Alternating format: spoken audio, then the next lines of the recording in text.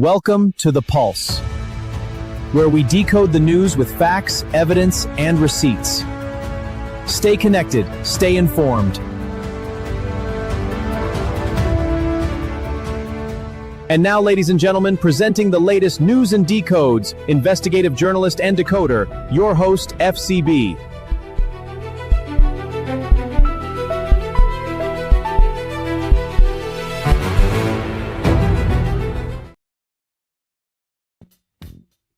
How's it going, everybody? FCB here. Hope you're doing well. Hope you're doing fantastic. And I hope you're all in amazing spirits. Welcome to The Pulse here on the Freedom Channel broadcast. Ah, yes. Welcome again, ladies and gentlemen. Lots to divulge. As always, lots to say, lots going on. Okay. I want to say thank you to everybody for joining me once again here on the Freedom Channel broadcast. I want to say thank you to Carol, thank you to Soren, and thank you to all of you. And welcome once again. Okay, so I'm just doing a few little adjustments, ladies and gentlemen. Just bear with me for a moment while I get the sound going correctly. Just got to do a few little tweaks here and there. But in the meantime, how about some thumbs up, great comments? Let's share this all around the place. And let's get the message out there far and wide, because that's where the truth deserves to be. Out there far and wide, doesn't it?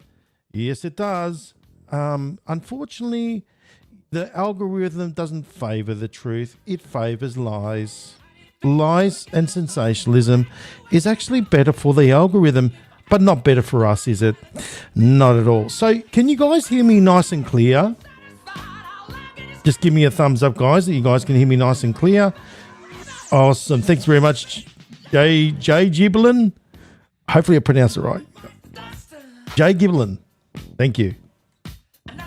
Oh, yes. Why am I playing this song, guys? Why am I playing this song? Oh, yes, because it's Fauci time. Yes, big time. Fauci's going down for the count. He's basically getting exposed here on the Freedom Channel broadcast like he's never been exposed before, because the decade that I've got coming your way is going to be huge. And we just had some breaking news, ladies and gentlemen. Mr. Morantz, yes, Mr. Morantz, David Morantz pleaded guilty to conspiracy. He was a senior advisor to Fauci, wasn't he? Oh, yes. Some amazing things to share with you. And that was just another little, you know when they say the icing on the cake? That's the icing on the cake, ladies and gentlemen. Right there. It certainly is the icing on the cake, isn't it? Especially when we got things like that going on. Yes. So how about we get stuck straight into it, guys? Lots to divulge, as always. Yes, look at that one right there. That's Mr. Morantz. See you later. Okay. This is just the beginning of the end for them. The beginning of the end. They're finished. Okay. And we're all going to be celebrating very soon, because we're going to be validated, you know, especially all the things that we used to hear. Remember, oh, you're a conspiracy theorist. You're talking about the vaccines, and no, the vaccines are safe. That's why they're wearing triple masks, and they still got it. Okay, and now, ladies and gentlemen, what are we hearing? That's what we're hearing. The good old crickets. Yes, unfortunately for them, there's a lot of quiet time and contemplation. Now, I don't want to rub salt into injuries or injuries into salt, whatever you want to call it. No, it's about basically the facts, evidence, and receipts. That's what we're all about here. We're not about rubbing, saying, I told you so, even though we want to say, I told you so. I want to say it, but I don't want to do it because, that's not having some humility. And, part of our journey here is about having some humility, isn't it? So, how about we get stuck straight into it, eh? So, we'll start off with today's news, ladies and gentlemen. The Iran situation is heating up. The 60-day deadline between the US and Iran had just expired. Yes, they were signed up the 60-day MOU on June the 17th. That number right there, June the 17th. To August the 17th. So we all know what that means. 17 equals Q. We know it was a controlled operation. It was done by design to allow, obviously, Iran a bit of time to sort themselves out and to kick a bit of ass together with, shall we say, Oman and Iran have been working together with the Houthis, and they've been basically giving it to Saudi Arabia and Qatar and all the rest of the gang over there in the Middle East. They need to cop it, you know what I mean? So it's happy days. Now, President Trump says that Iran should raise the white flag of surrender. He warned if Oman tries to block the Strait of Hormuz, the US will bomb them as well.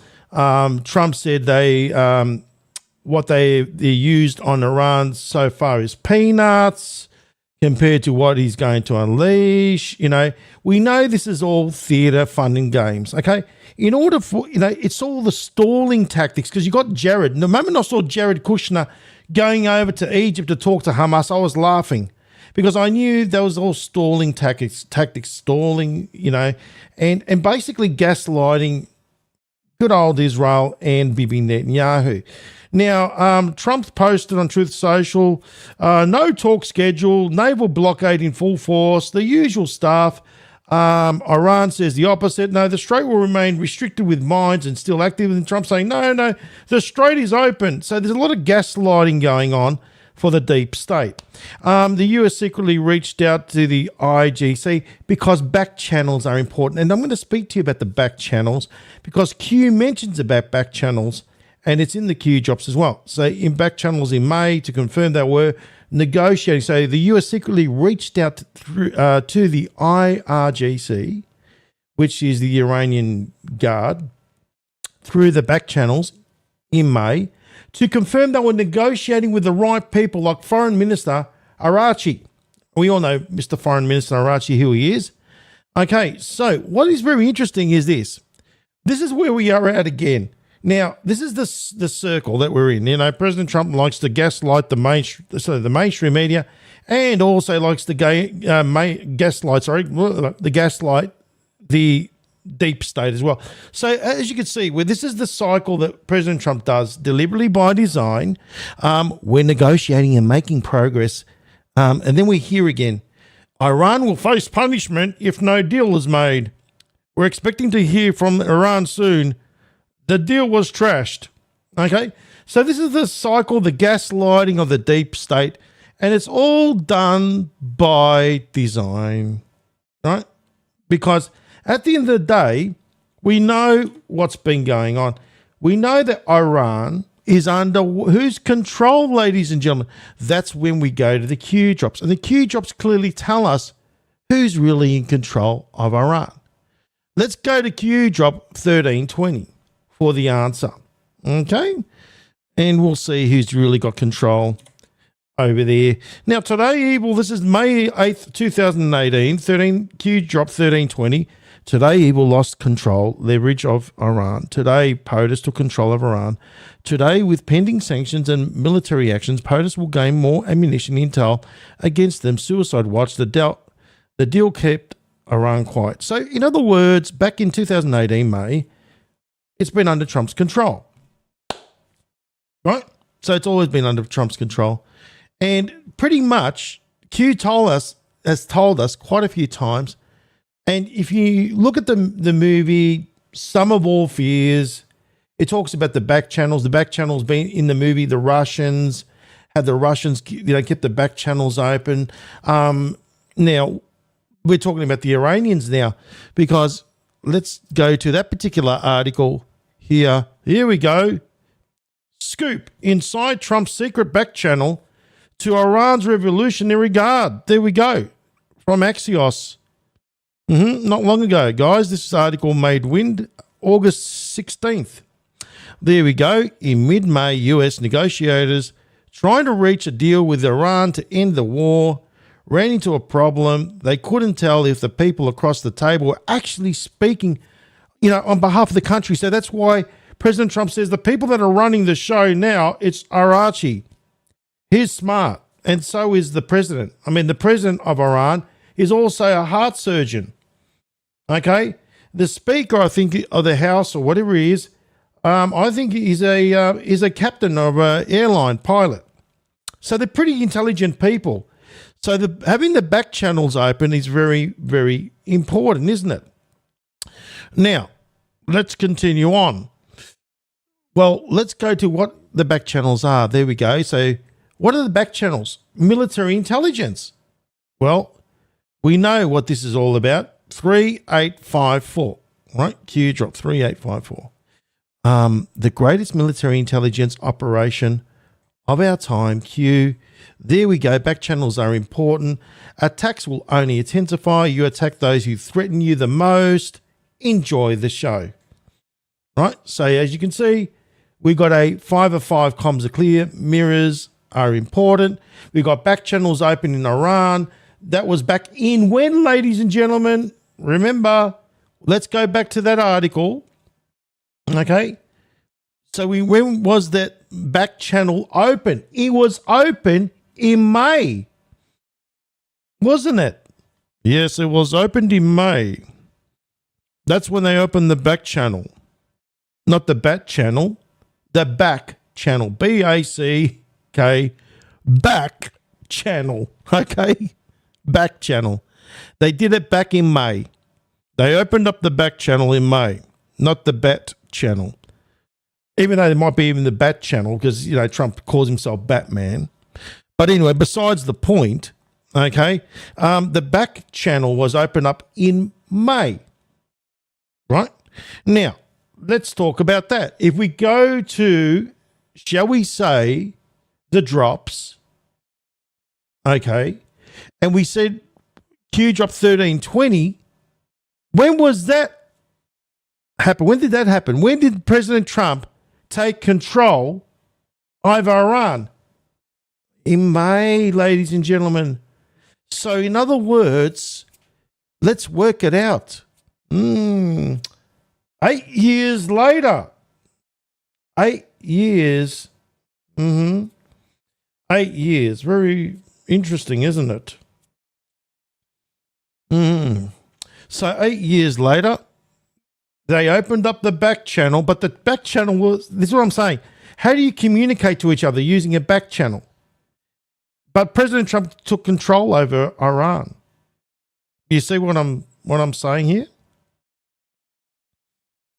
Interesting stuff, isn't it?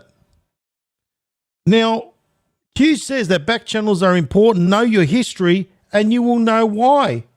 Well, back channels are very important because when we go to history, what happened back in the day in Cuba with Russia? All right, back channels. Here we go. Back channels are important. Know your history and why. Makes me think of the sum of all fears. There are more good people in the world than there are bad. Also think white squall. Where we go one, we go all. Right? Like the movie, okay? That one right there. And, oh yeah, I prepared something for you. Here we go. Where we go one, we go all. Yes, where we go one, we go all. Yes, isn't that amazing? Yes, the 8-year plan. Isn't that right, Kathy? Now, you can see, do comms only go to anons? No, they don't. They go through the back channel, don't they? Bigger than you can imagine. Expand your thinking. Now, we've expanded it and we've taken it to, look at this, ladies and gentlemen. Back channels are important. Know your history. And then we know that basically 8 years later, there's your back channel. Isn't it amazing? So we know that this is definitely, how do you bring down this whole system of corruption? How do you bring down, say, you know, Saudi Arabia and all those other entities, like, you know, because Saudi Arabia, House of Sword, Triple Plus, all these other entities, how do you bring them down organically? Well, you use Iran and the Houthis, because the Houthis gave Saudi the wallop, didn't they? Yes, just recently you would have seen that they copped it as well. And President Trump mocked them basically on Truth Social, just recently, may I add. There we go. Very happy to see that Saudi Arabia, Turkey and Pakistan, let me bring up the screen. There we go, that's better. Very happy to see on Truth Social, and it was just recently, just a couple of days ago, that Saudi Arabia, Turkey, and Pakistan have recently and finally signed the Mecca Joint Defense Agreement. It shows how the Middle East is coming together and how countries will finally be able to defend themselves, and basically saying, thank fuck for that, because we don't have to pay it from the United States taxpayer. Okay, sorry guys, I had to add that one in there. You have to excuse the swearing. But you get what the gist is. President Trump saying, yeah, no, now you can go and defend yourself, ha ha. It's basically a joke, and the joke's on them, because Saudi Arabia, Turkey, and Pakistan. Pakistan was included in that little agreement because Pakistan are a nuclear power, just like what they're trying to do with NATO. You know how NATO got their nuclear powers in there? And then it's like that. They needed that element. So Saudi Arabia can feel like that's their little security blanket that they got Pakistan. Now, the test came. Saudi Arabia, Turkey, and Pakistan, right? They signed the agreement on the dotted line. Congratulations. 3 nations mentioned, big, bold, and stupid, right? Anyway, we'll get back to the 504 p.m. thingamajig. But to defend themselves, he's basically taking the piss out of him. And the way he's taking the piss out of him is like this. Yemen's Iran-aligned Houthis struck Saudi. Okay, they struck their Saudi oil refineries, and the Red Sea, the shipping target days after Saudi Arabia. So basically what happened is like this. The Houthis smashed Saudi Arabia's refineries. They signed that little agreement prior to that, and it was basically this. You dickheads, you signed the Mecca Joint Defense Agreement. It means nothing. You might as well signed it on toilet paper, because you did you didn't do a damn thing, right? Neither Turkey nor Pakistan intervened militarily, and everyone had a chuckle and a laugh at it. And President Trump is basically just taking the piss out of him because they didn't do a damn thing. They signed this NATO mutual defense thing, all for one and one for all. And basically the Houthis put it to the test, and we know who controls the Houthis. Trump does, together with Iran and all that. And basically he tested it and they failed. Do you see? It's just taking the piss out of him. That's what it is. Now, what is interesting is if we go to Q drop Q drop 59, but at 5:04 p.m. timestamp right there, let's see what happens. It's talking about Saudi Arabia again. Coincidence? They don't exist. Have a look. There we go, 5:04 p.m. Lovely. How did Saudi Arabia, there we go, ladies and gentlemen, President Trump post something on Truth Social that's got Saudi Arabia already in there. So we got a mirror going on. Basically, he's taking the piss out of all of them. Ha ha. The Houthis gave you a nice slamming. Saudi Arabia are involved in the filth. Now, what happened back in the day in 2017 when President Trump went there, he got that little sword dance, didn't he? Why was this historic and not covered by the mainstream media? Because they didn't want President Trump to look like he was the king. How did Saudi Arabia welcome Hillary Clinton? Yeah, like a piece of shit, basically. Not like Trump, with like a king with a sword dance and all that sort of business. Okay, so basically, have a look at this. It's like showing a comparison. All right, President Trump is talking about Saudi Arabia here. It's mirrored also over there in the post. So we've got a 5 of 5 comms clear, and it continues on, and it talks about, about Saudi Arabia. So it talks about, where'd it go? Sorry, guys, that thing went straight to buggery. But you can see that the most important thing is right up the top here. It's a mirror. It's confirmation. How many coincidences before you call it mathematically impossible? You see what I mean? So we've got a 5:04 timestamp, right? And, it's funny. 45 in that direction and 45 in that the other. When was President Trump in 2017? He was the 45th president. So we've got another 5 of 5. So we've got 45 in that direction, moving to the left, and 45 moving to the right. You see where I'm saying, ladies and gentlemen, right here. Right? 45, 45. So we've got further comps. We got 5:04 p.m. We go down and we got Saudi Arabia. That's also mirrored here as well. It's talking about Saudi Arabia. And basically, President Trump is just saying, you know, hey, congratulations for nothing, you idiots. And this is the thing. It's basically the irony.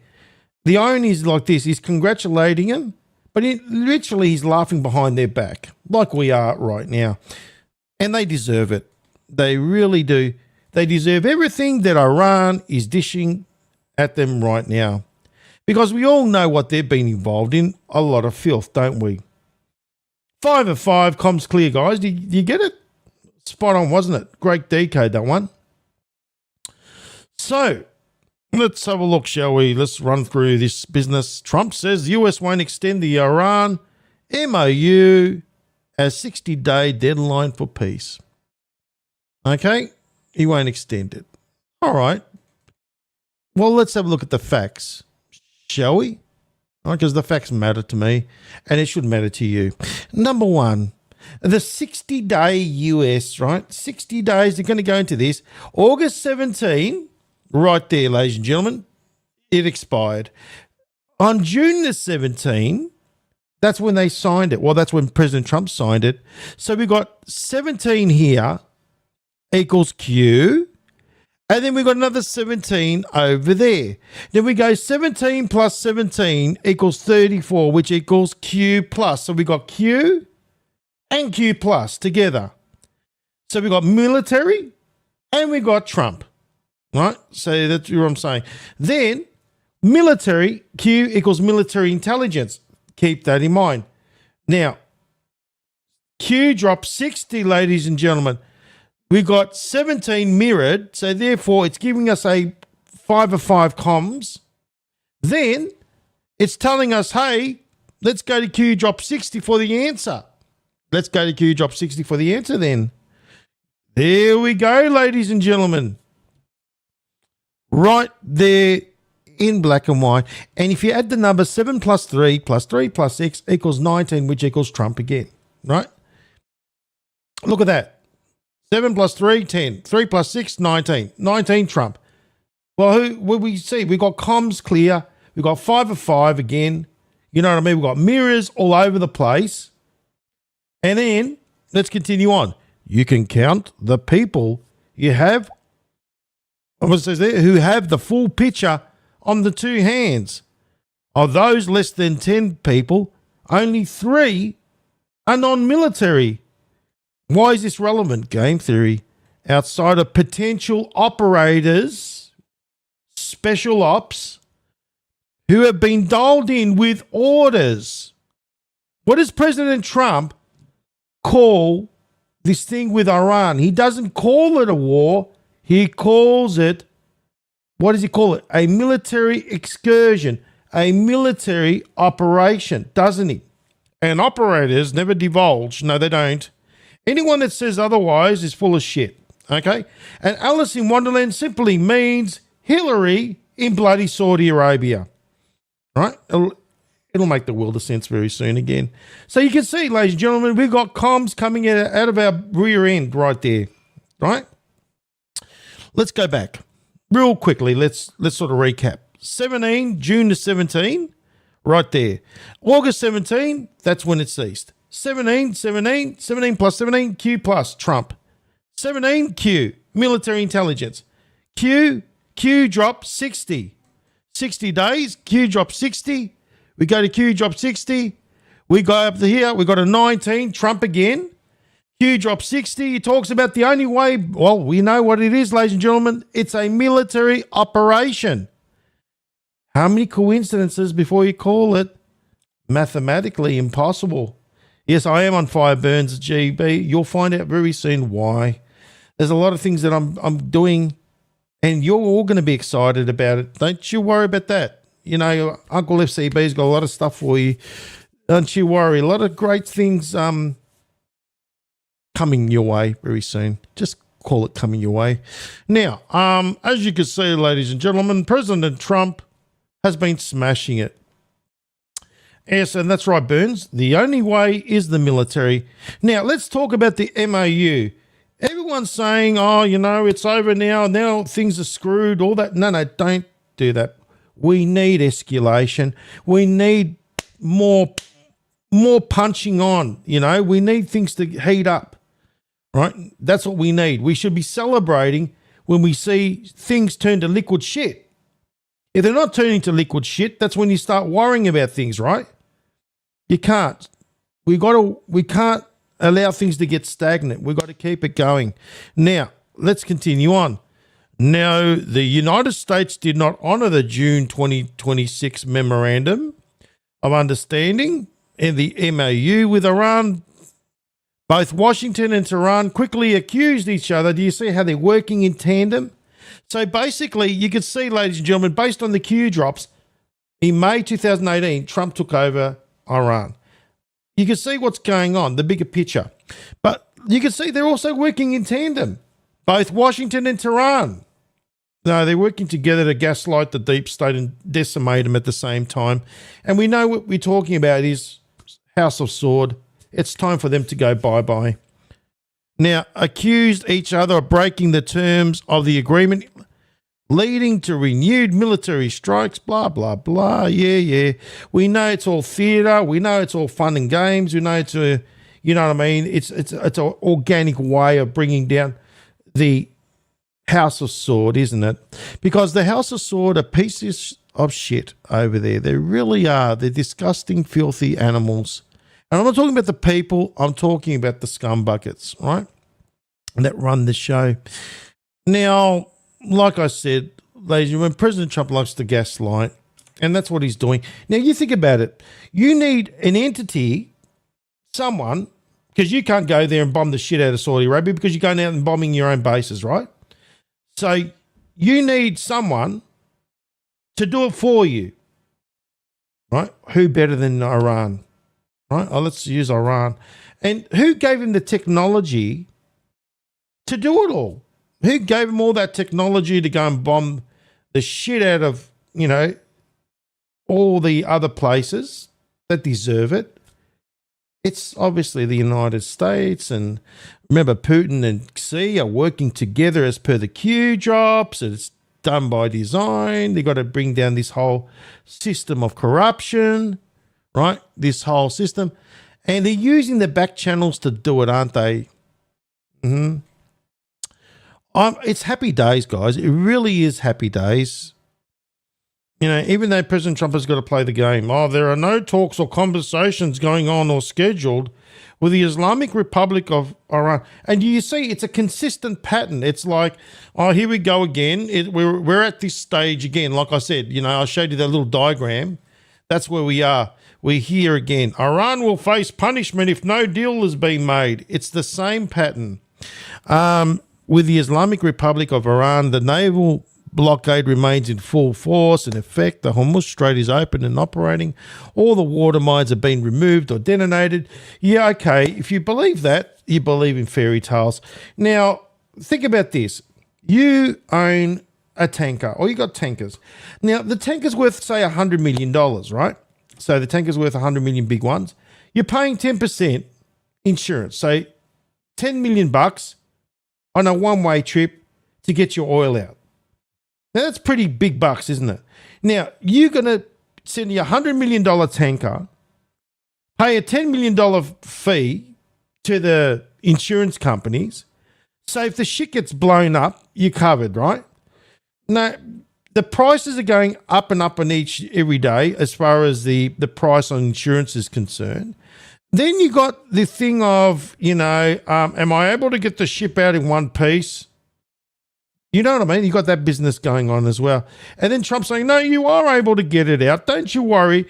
We've gotten rid of all the water mines except that one over there that just blew up your whole ship. So it's gaslighting. It's gaslighting them. It's all about, You know what I mean? That's what it's all about. It's rattling the cages, just like Batman does in the movie. Does it all make the world of sense? It should all make the world of sense, right? You know, it does to me. And we should all be celebrating because, like I said, ladies and gentlemen, I mean, these things need to happen. They really need to happen. Things need to go down. You know what I'm saying? Because these entities known as the House of Sword, Rothschilds, so you got triple plus, double plus, Soros, that make that little triangle up the top. They all need to go down. But it's got to happen in a way that makes sense. So in other words, like I said, in Saudi Arabia and all those other places, the United States has been paying for it all. So the US taxpayer has been paying for all those US bases over there to protect them. How does that work? So your money, the US taxpayer, has been used to pay for their protection, the cabal's protection.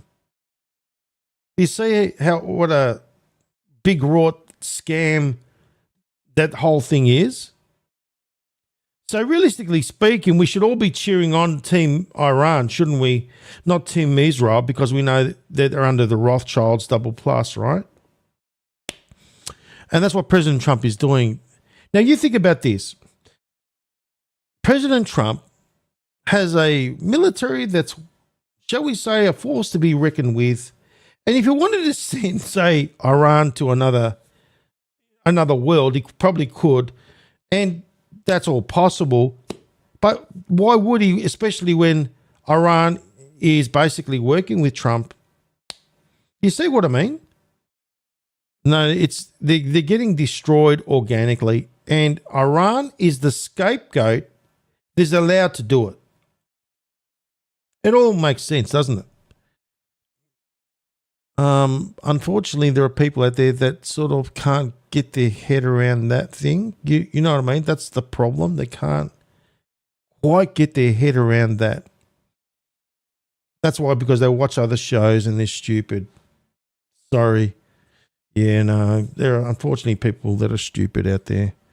But anyway, we have all the smart cookies here, don't we? That's why you come here and watch the Freedom Channel broadcast. Give us a thumbs up, great comments. Let's share this all around the place. How about we continue on? Let's move on to our next story, the psycho. Okay? Now, you would have seen Ben Gvir, the Israeli National Security Minister, Mr. Gvir, has openly called for the killing of 30 to 40 Palestinians in Gaza every single night. Now, you have to be either stupid or a really sort of evil that just doesn't give a shit. You know what I mean? To say out on a podcast, hey, I feel like going slaughtering, you know what I mean, all these people on a daily basis. It doesn't make any world of sense, does it? Why would you be that? Is either to be evil and stupid or evil. One of those. But it's true, ladies and gentlemen. I had to scratch my head over this one because it's like, is this seriously happening? Is someone seriously going out on a podcast and saying that we should knock off 30 to 40 people? Well, apparently this idiot he's saying he's a lunatic, number one. You know, only a lunatic would say that they're not worthy of life, that the Palestinians aren't worthy of life, you know, so they can continue to build their Zionist settlements all over Gaza. And this is nothing against the Jews. No. Our Jewish brothers and sisters, I stand up for them. They even are against the Zionists. Zionists are, it's an ideology. Jewish is a religion. Learn to separate the two, please. Over Gaza and kick out all the Palestinians. They just want the Palestinians out. Now, this idiot went out on a public podcast. Oh, yes, he did. And he said that Israeli forces should kill 30 to 40. Now, what is interesting is this. Like I said, we looked at what happened with the Hamas business. That took place on October the 7th. Remember, 2023, October 7, 10 plus 7, 17 equals Q. We know this is definitely there's something fishy about this. It's got the 17 card. So we know that Hamas, that whole thing was staged. As we know, Hamas was being paid off by Israel, and we don't have to go through that business again, do we? Where I've shown you the facts and some receipts many, many times. It's in the Jerusalem Post, Times of Israel, all that sort of crappy newspapers, about how Mr. Netanyahu sent his head of the Mossad, the chief at the time, to go and give money to the Qataris and beg the Qataris to give money on behalf of them to Hamas to sponsor them, right? Now, we know that they did this deliberately because they create the boogeyman, right? You need the boogeyman as an excuse to go in there and to destroy Gaza and the Palestinians and to continue, killing people. Now, getting back to the point, Israel forces should kill 30 to 40 or 40 people in Gaza every night, 30 to 40. Remove the zeros and we've got 34. Very interesting, isn't it? That they just make it so blatant in front of your face. And this is exposure. It's just exposure to a ridiculous level. But anyway, anything and everything is possible with what's going on. So let's watch. זה לא סוד, אני חלקתי על ראש הממשלה, אני חושב שצריך לעשות סיכולים ממוקדים בעזה, כל לילה להוריד 30-40. לא רק אלה שמסכנים אותך באותו רגע. אין, יש שם אנשים שהם לא בני חיים, הם לא צריכים לחיות, הם לא אנשים. Yeah, let's just go and kill off, like he's talking about chickens. No, he's talking about Palestinians. Let's go and cull off 30 to 40 people a day using our military. And let's just call it a day after it. I mean, are you that stupid? You're stupid, evil, whatever it is, but it's just so blatantly in front of our faces. And it's like a head scratcher. Are we living in like the Twilight Zone, right? The Twilight Zone, at least there's some structure going on, right? So you're up for some weird shit. This shit's going to go wrong. You're up for some shenanigans. But there's some structure going on with the Twilight Zone, right? But with the world that we're in, it's way and beyond above the Twilight Zone. It's just like anything and everything goes that you can possibly think of, and then even some. The Twilight Zone isn't this fucked up. We are ruled over by demons. Pretty much, especially when I see that, and then some. So that's the head scratcher, guys. I mean, it's even in the Times of Israel. So not only are they not hiding it, he's putting it out in the podcast. Let me just make sure and put it in a podcast for you. And by the way, let me put it in our newspaper in Israel. Times of Israel, Ben Gvir calls for killing 30 to 40 people in Gaza. Not Hamas, people, Palestinians. But I thought you were going after the Hamas. No, Hamas is, they're finished now. We're going after the Palestinians. They're putting it in their own paper. This is what I'm saying. It's ridiculous. And when I see the 30 to 40, I just think to myself, exposure. Remove the zeros, 34 Q plus. You see it, right? It's right there in front of you. Then when I see this clown over there, Mr. Kushner, and he goes to Hamas to talk in Egypt, and then he goes to Israel, I know this is going to be stalling tactics again. Remember, anytime you see him, he reminds me of Damien in that movie Omen 3. Anytime you see him and Wyckoff, it's like stalling tactics for something that's coming our way. And gaslighting. That's what it's all about. Now, another thing is, Israel's excited. I mean, they're building a prison wing for an execution chamber and for the Palestinian prisoners to face death. Just before but what's your crime? No, I didn't steal a loaf of bread. I just was born a Palestinian. That's why they're going to get me. And right there, it's there. Ben Gvir unveils plans to wing following March approval of law. Remember when he did it and he was celebrating with cake and champagne in the Knesset? I mean, no, seriously, guys. I mean, this is ridiculous. I scratch my head and think, what the hell are we going? What's going on here in this world? Are you doing the same? Now, another thing that is a head scratcher, but realistically speaking, it's all exposure upon exposure upon exposure. And that's the way I see it. It's exposure, right? Because it can't be anything else. Now, you know Zelensky is the big grifter. Ukraine is selling draft exemptions like it's eBay. Zelensky's own party, you know, his own party's MP, say someone that's from his own party and his parliament, just admitted that you can buy your way out of the meat grinder. Oh, yes, you don't have to be hijacked by Zelensky's goons. You can buy your way out of the meat grinder for 10 to 15 grand. And the average wage, ladies and gentlemen, is $700 a month over there. Now, you do the maths, you can't afford to get out of the meat grinder, you're in the meat grinder, and basically you become Russian fertilizer. And the rich buy their freedom and the poor get turned into Russian, shall we say, cannon fodder. You know what I mean? It's happening. Avoiding being a cannon fodder in Ukraine costs $10,000 to $15,000. That's how much you need to pay to get out of the draft office, according to this lady right here, that is part of Zelensky, that is currently part of Zelensky's party, and the average Ukrainian is making $733. How does that one grab you? На сьогоднішній день, мені здається, отут хлопці всі знають, у вас тут команда чоловіча, так, скільки коштує вийти з ТЦК?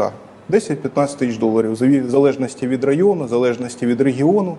А для того, щоб потрапити на посаду районного ТЦК, треба заплатити 50 тисяч доларів на керівника. На обласного такса 150. Так скажіть мені, будь ласка, оці ось люди, які, якщо їх можна так назвати, які туди платять величезні хабарі для того, щоб потрапити на цю посаду, вони це що роблять? Для того, щоб покращити обороноздатність зі світлими якимись намірами? На сьогоднішній день. Isn't that lovely? So in other words, you don't want to end up in the meat grinder, you better have cash. That's the way of it over there. And just to think, the US taxpayers' dollars, billions and billions of dollars, and not only the US tax, we've all been giving cash hand over fist over to the Ukraine. And yet the people always seem to get the sharp end of the stick. How does that work? The people are supposed to be the employer, right? So the people, we're supposed to be the employer, and the employees are the ones that get told what the employers tell them what to do, right? That's how it's supposed to work in the arrangement. But no, not in democracy, ladies and gentlemen, because we are living in an illusion of democracy. And when you're making money, you can get out of becoming cannon fodder. How does that grab you? Oh, unbelievable, isn't it? It's disgusting, to be quite honest. And like I said, ladies and gentlemen, Kushner, every time he goes there, it's the old stalling tactic, especially since Netanyahu himself had, you know, back in the day, remember, he went to pushing a 15-point plan, so, you know, Kushner did, about the Hamas disarmament, and Netanyahu rejected it, and it's the same old crap, okay? There's no point in revisiting same shit. We know it's going to end up anyway. You've seen the cycle, the image. Now, Trump's AG, Attorney General Todd Blanche, promises, that his loyalty to Trump. So, in other words, Todd Blanche, Trump's former defense lawyer, now Attorney General, flat out refuses to pledge the DOJ would stay independent from the White House. No. Do you see what's happening? Mr. Todd Blanche now is opening the floodgates, especially with Mr. Moran, That's the first domino. The dominoes are falling, ladies and gentlemen. It's going to get more and more interesting as we progress. Trump's former defense lawyer, now Attorney General, flat out refused to pledge the DOJ would stay independent from the White House. When asked to on Meet the Press or Meet the Stress, promised he wouldn't let Trump interfere with his prosecutions. He said, "No, I'm not going to pledge that. You're going to get your asses kicked." Critics say that this basically turns DOJ into Trump's personal legal weapon. In other words, they're all gone. That's what it means. Now, what's interesting as well is the DOJ is sending 1,000 election monitors nationwide. Yes, because we all know what happened last time, how they all been using, shall we say, fraudulent ways of doing those, shall we say, fraudulent things to rig elections.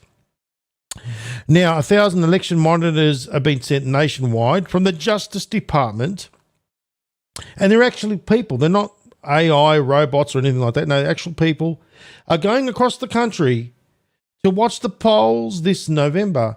All right, and the biggest deployment ever under a Republican president ever done, ladies and gentlemen. Trump's been hammering the election fraud. You've been hearing it. Warnings for months now. This is a direct response. And it was in the cards, guys. And you know what Q says? Must be done by the rule of law, in the court of law. And now we got this thing going on with Mr. Blanche. It's absolute genius, isn't it? It certainly is. And I've always said about Pamela Bondi that she was no good. And she had to go. And others are going as well, because they weren't good either. And you know that he's surrounded by snakes. Like, that's why he left them on the plane in Turkey. You remember that business? He took Scavino. I think he took Scavino and he took Harp. That's the ones. He took Scavino, he took Harp, and they went on the other plane, and he left the others for dead, like Rubio and the gang. Because we know Rubio's a piece of shit, right? Now, apparently, ladies and gentlemen, and this is what I want to say, facts. Now, Trump's approval rating is in the shitter according to the Reuters or what do you want to call them, Reuters, and Ipsos poll, and Trump has hit a 33% approval rating, the worst of, shall we say, presidents, previous presidents, but it's going to make a world of sense. Please let me explain. The endless Iran wars and the skyrocketing gas prices are absolutely killing him with the voters, and the 80% of Americans now say the war is dragging on for too long. They're saying also that he's even dropped below his own first term average and now is even the lowest rating president even since Jimmy Carter and Nixon. But ladies and gentlemen, this is the thing. The key word there is Reuters and Ipsos poll. Right? Now, let me show you what the diagram says here. So here is a graph right here. Oh, I like that one, Ramona. The snakes on the plane. Yes, it reminds me of the snakes on the plane with that movie. What's his name? Who was in it? Was in it Samuel L. Jackson, wasn't it? I think he was in it, wasn't he? But anyway, besides the point, that's the US president average approval ratings. It's going to make a world of things, guys. Don't worry. You'll see why. So you got Nixon at 49%, Carter at 46%, Reagan at 53%, George H.W. Bush 61%, Clinton at 55%, George W. Bush 49%, Obama 48%, Trump on his first term 41%, Biden 42%, and Trump now 33%. Nicolas Cage. Okay. I thought it was Samuel L. Jackson. I thought he was on it, wasn't he? Snakes, what's it called? Snakes in the plane or something. Who was on it? It was the movie's stars, whatever they were, movie actors, whatever you want to call them. Let's have a look, eh? I was right. Samuel L. Jackson. Yes, no, I was correct. Ha ha. There we go. Samuel L. Jackson. Snakes on the Plane. Havansky, it's right there. There we go. Facts, evidence, and receipts as always. Now, I got a good memory when it comes to movies and everything else. Now, getting back to the facts. Right there. You're seeing this array and people are saying, oh shit, Trump's not doing too well. But let me explain something. Who does the polls? Well, let me explain. In the previous polls, not Trump polls, the previous ones, Biden, Obama, Clinton, Bush, Reagan, Carter, Nixon, it was done, the majority was done by the Gallup polls, Gallup, Gallup polls, an American company, right? So an American company that did these polls. Are we getting it so far? So an American company did the Gallup polls, the ones that you see Biden, Obama, Bush, Clinton, Bush, G.H.W. Bush Sr., Reagan, Carter, Nixon. We got it so far, right? Good.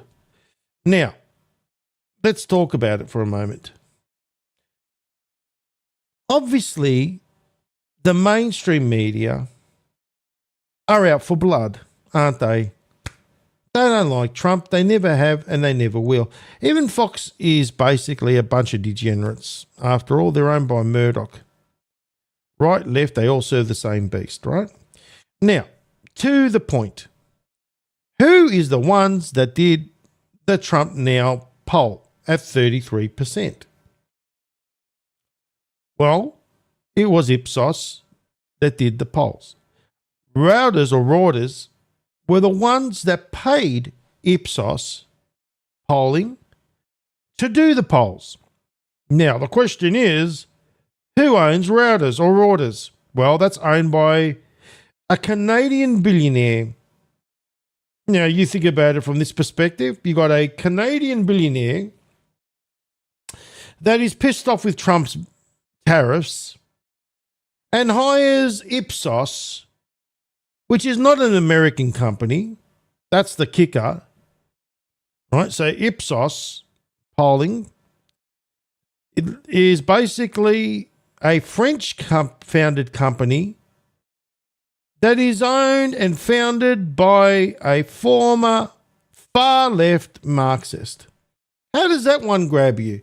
So the previous polls were done by the Gallup polls, which is the United States, so the American poll system. Now you're looking at a Canadian billionaire. I love my Canadian brothers and sisters, don't take this wrong.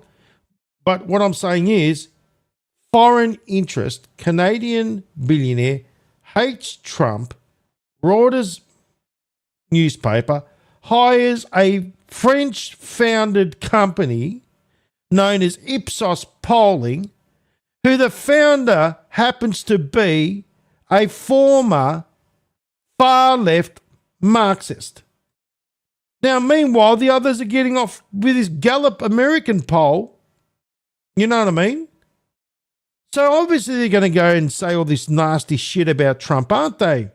You see how rorted the whole thing is? What do people expect? Now, what does this do, ladies and gentlemen? That obviously it's like this. If you don't do what we tell you to do, we're going to screw you up, Trump, right? But Trump doesn't take it. You know what I mean? Trump doesn't like it at all. He actually gives it back. Now, he doesn't give a shit about polls because he calls it fake news anyway. Fake polls, fake news. He's been exposing it. And those like myself that do the research will tell you that it is fake polls done by design.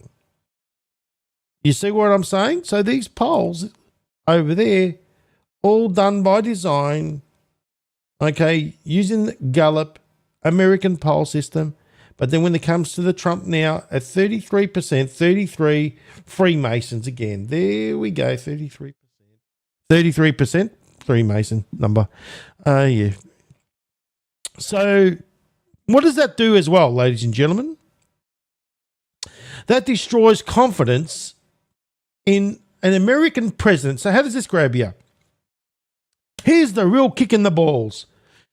A foreign entity or entities, and let me tell you something as well.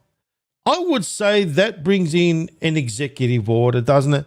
Because realistically speaking, and Carol knows this one too, I think it's Executive Order 13848 by memory. Let me just make sure that I'm correct.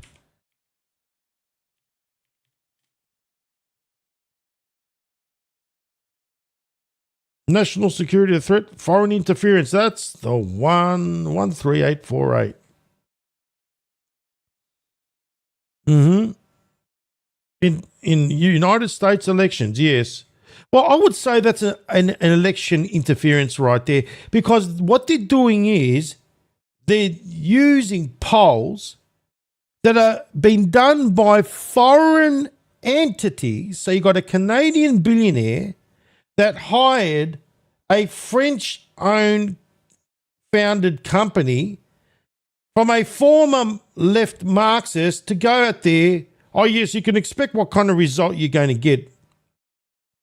And I would classify that to be foreign interference in elections, because that's manipulation. Whereas the other ones got the Gallup poll. Now, yes, I agree, Kathy. It's a great job, isn't it? A lot of facts, evidence, and receipts to digest right there. Now, what is this doing? It's basically telling Americans, hey, your president's shit. That's what it's saying. They're using numbers to manipulate the voter into not supporting President Trump or supporting what he stands for. You see what's going on? That's the level of manipulation that we're talking about here. And I can't stand manipulators. I just cannot. That's why I, as an investigative journalist, that's why I became one. I deep dive, I do digging, I stick with the facts, evidence, and receipts, and I find out what's really going on. Instead of sitting there getting angry, pissed off, and upset like others would. Oh, you're fake news and fake polls. Yeah, you got half of it right, or a little bit of it right. But when you don't complete the picture, you're going to be laughed at. Right? So if you sit there and you say, oh, fake polls, fake news, and you don't explain why, you're going to be called a conspiracy theorist. Let them try with me. They can't, because I just slammed it in 2.5 seconds, didn't I? Using facts, evidence, and receipts. That's the difference between people that don't use their heads and lose their heads, and that calm minds prevail. Because when you got the facts, evidence, and receipts, ladies and gentlemen, that you get here on the Pulse and here on the Freedom Channel broadcast, you know that you got nothing to worry about, haven't you? And you're being empowered. Now, what is very interesting as well is that what is this doing to the confidence of the stable coin? Well, you know, recently that President Trump, World Liberty Finance stablecoin was released. Now, you think about this, 33% on the polls out there, this is all going out there like wildfire. That is also going to, shall we say, destroy the confidence in the World Liberty Finance stablecoin.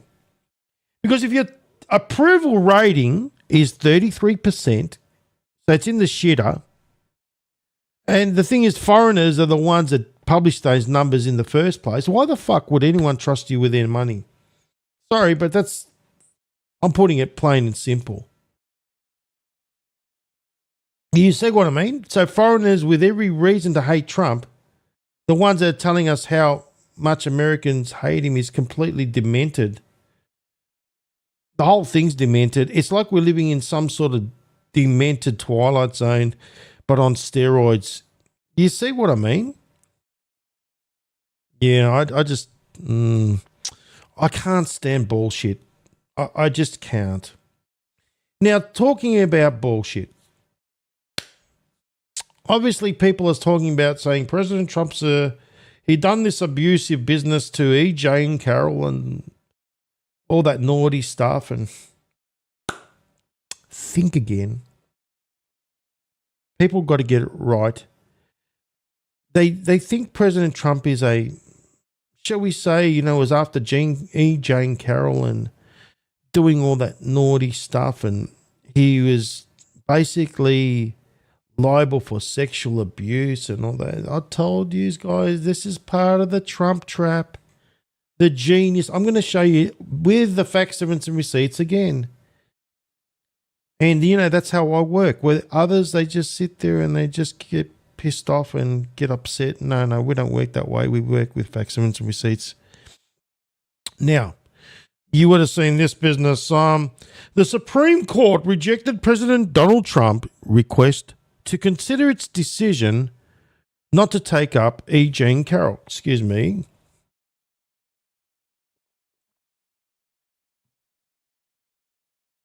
Right, to take up the request for them to drop the case and him to get back his $5 million.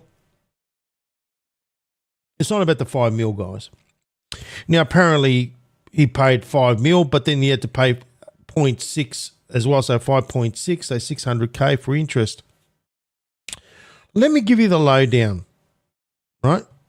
It's going to make the world of sense, and it's all going to connect up. So you're going to see everything's going to connect up like a little jigsaw puzzle. Are you ready for it?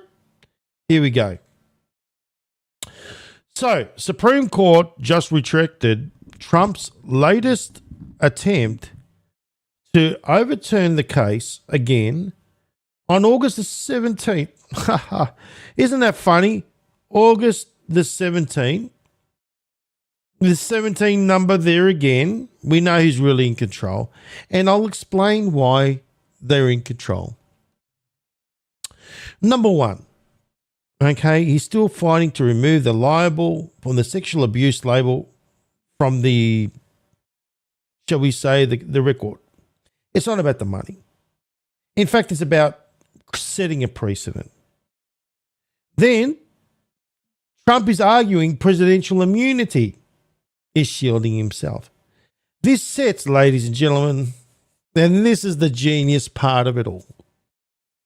Because as Q says, everything must be done in the rule of law by the court of law, and it has to be done that way. Right, okay, let's do it that way. Because basically what it's doing is it's setting a dangerous precedent for the others. And when I mean the others, the other presidents. So if it sticks, well, if they find him guilty and presidential immunity doesn't shield him, the door opens up for the past presidents and their indiscretions to be held accountable for similar actions. Now, let's go to the Q drops, ladies and gentlemen, for this one. For example, Q drop 4920. Do you see the genius of this man?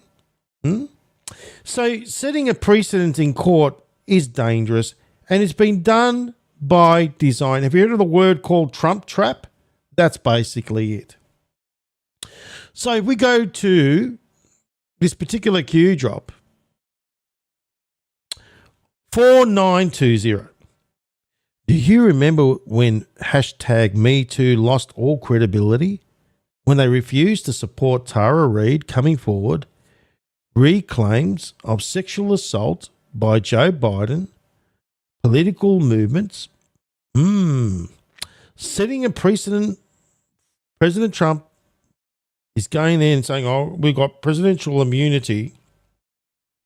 But if he cops it, that means he's going to cop it. And who else is going to cop it, ladies and gentlemen? It's going up the chain, isn't it? So you think about it. you got one case there that opens up another can of worms for this character, Mr. Biden. Okay? Tara Reid, she came forward and said about Biden having sexual abuse claims. Now, it's all going to make the world of sense in a moment. Now, remember, there was another case for 83 million big ones, right? 83. So, Trump already paid 5.6 mil. We know that there's another outstanding case for 83 million. He's trying to use presidential immunity. And if that fails, guess what? It fails for the rest. So this is the genius part of it. Now, 83 million, right? It'll make a world of sense. Let me show you that in a moment. So let's see if I got that little article there at hand for what's her face? E. Jean Carroll. Let's bring up that article. It's E. Jean Carroll, 83 million. It'll make the world of sense in a moment. So,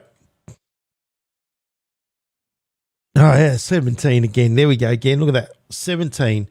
That happened to be the one when the court turned it down. And this is what I'm saying. It's all been done by design. Because remember, this is all has to happen to bring down others that are involved in the filth. Now, 83 million. I'm sure it says it somewhere here.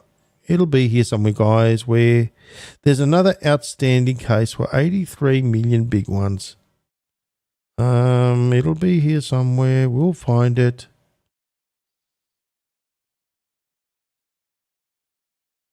There it is, 83 million award. Okay. It's there.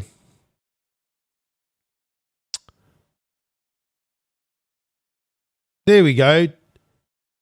So basically, Trump and DOJ asked Supreme Court to toss out the 83 million defamation case. A defamation verdict. Now, we know that obviously President Trump wants that removed off the record, and he's using also presidential immunity. Now, like I said, you're setting out a precedent. The moment that you cop it, right? So President Trump cops it. Remember, the scapegoat. It'll make a world of sense. 83. Let's go to Q drop 83, ladies and gentlemen. And as you know, mirrors are important, right? Let's go to Q drop 83. Oh, yes, here we go. Alice in Wonderland. Hillary and Saudi Arabia. Have a look who's mirrored right there. By no coincidence, but by design, 83, Q drop 83 million, which is to do with, look at that, Carol. What are we talking about, ladies and gentlemen? Saudi Arabia, bloody Saudi Arabia. Rightio. When we talk about Hillary and Saudi Arabia, Alice in Wonderland, Saudi Arabia, we're talking about what, ladies and gentlemen? The white rabbit, aren't we? Right? We're talking about the good old white rabbit. Well, where is the white rabbit? Well, here it is, ladies and gentlemen. Right next to Saudi Arabia. There's your bunny ears. There's your bunny. And it's right there. Good old Saudi Arabia, isn't it? Look at that. Just there. Little bunny ears. Isn't that lovely? Right there. We all know what happened there. Not long ago. Oh, it was actually quite a couple of years or so. 3 or 4 years, whatever it was. The Evergreen ship, remember that one? Got blocked in the Suez Canal. That was in the Q drops as well. Ha ha. We know that was all done by design. Remember with that little business that it went out there and it drew the shape of was it a shape of a penis or something and blocked itself in there? Something along that happened. Anyway, Saudi Arabia, right? So you can see 83, Q drop 83. Mirrors are important. Go straight to Carol, 83 million. Saudi Arabia, Alice in Wonderland, White Rabbit, rabbit Saudi Arabia again. So we got mirrors there. But then we also got Q drop 2049 that ties in the whole bloody thing. HRC, Hillary Rodham Clinton. In other words, it's given us an explanation. Thank you very much, Q. It's given us a map. What do you call it? A key. You know when you got a map and you got a key? Yes. HRC equals Alice. SA equals Wonderland. Who are the white rabbits? Well, we've seen what the white rabbits are. And also in the Q drops, there's a picture of white rabbits that were dressed with men with beards in Saudi Arabia. You know which one I'm talking about. Who are the white rabbits? Read the drops of Saudi Arabia once again. And this is the thing, ladies and gentlemen. You know what the Evergreen ship containers were all about, don't we? In Saudi Arabia, we all know what they were doing. All that naughty stuff. And when we talk about the naughty stuff, we also talk about the white rabbit, the rabbit being adrenochrome, which also has to do with this, the children. So we go to Q drop 392, missing, and we scroll down. Where are the children? Seriously, where are the children? 3,000 saved by the raids in Saudi Arabia alone. Worldwide lanes shut down. Worldwide lanes. Where is the worldwide lanes, ladies and gentlemen? Well, worldwide lanes is the white rabbit. Right there. That was shut down. You see what I mean? So it all links up. Now we're going to take it another step further. We're not going to just stop there. Who was groomed as president in Saudi Arabia? You know, who came from, so we say, who was groomed, which president of the United States was groomed by a Saudi Arabian prince? Answers, please, in the chat. Anyone got the idea? So we're talking about, number one, creating a precedent for other presidents to cop it for abuse. Right? Yes, well done, guys. Well done. Well done, Torberg. Well done, Kathy. Well done, everybody. You nailed it right on the money. Spot on. How cool is that? So, already you can see where this is going. Right? You can see where this is going. And Barack Obama. So, going back to the previous thing, you could see that it all leads up the chain. Already, we went from 83 million from that thing to do with Miss Carol. You know what I mean? Jean Carroll. You know what I'm talking about? The one from over, the one that's suing Trump. All done by design to set a precedent in court for the others. Because when you set one for the scapegoat, the goat, Trump, you're setting it up for everybody else.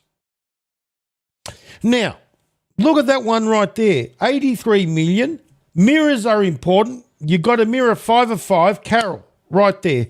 That links up to Alice in Wonderland, Saudi Arabia. We've been given the key. I've shown you. Alice equals Hillary. Wonderland equals Saudi Arabia. Hillary and Saudi Arabia. You could see that. We know what the key is. Saudi Arabia, the bloody Wonderland. Bloody Wonderland.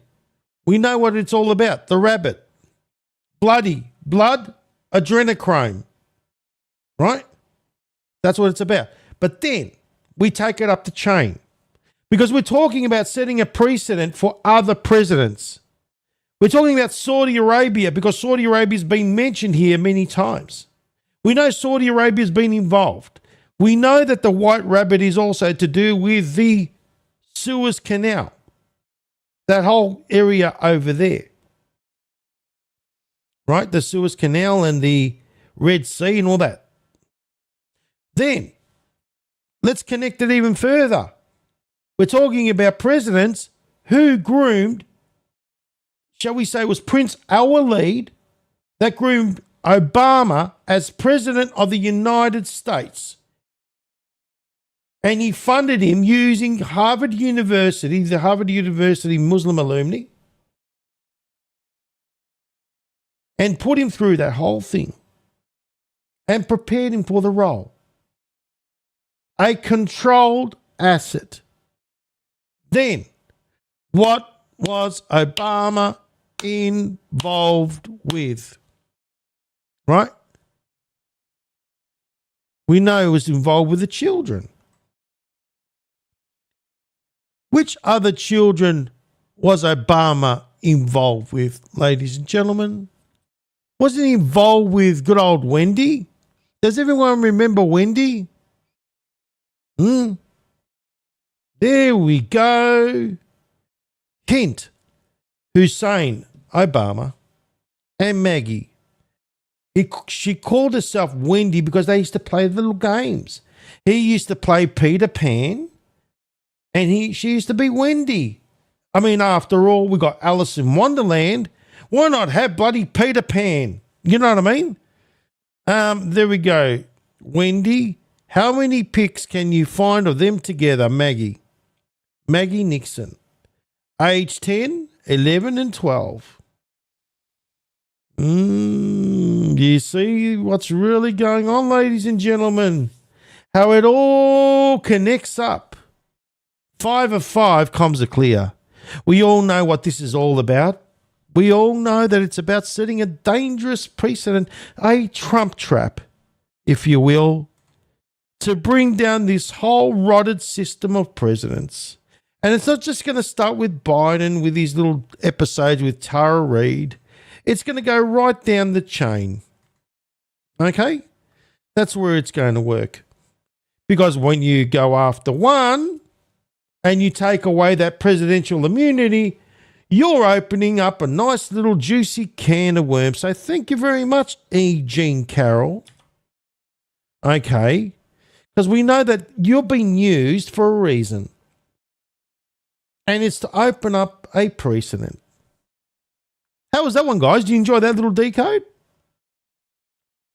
Now, another little interesting thing, which to me, I have to reveal. I'm sorry, ladies and gentlemen, but I have to reveal it.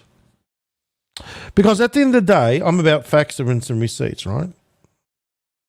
And when someone tries to insult your intelligence, I don't appreciate it. And I'm sure, do you appreciate your intelligence being insulted? No, I don't.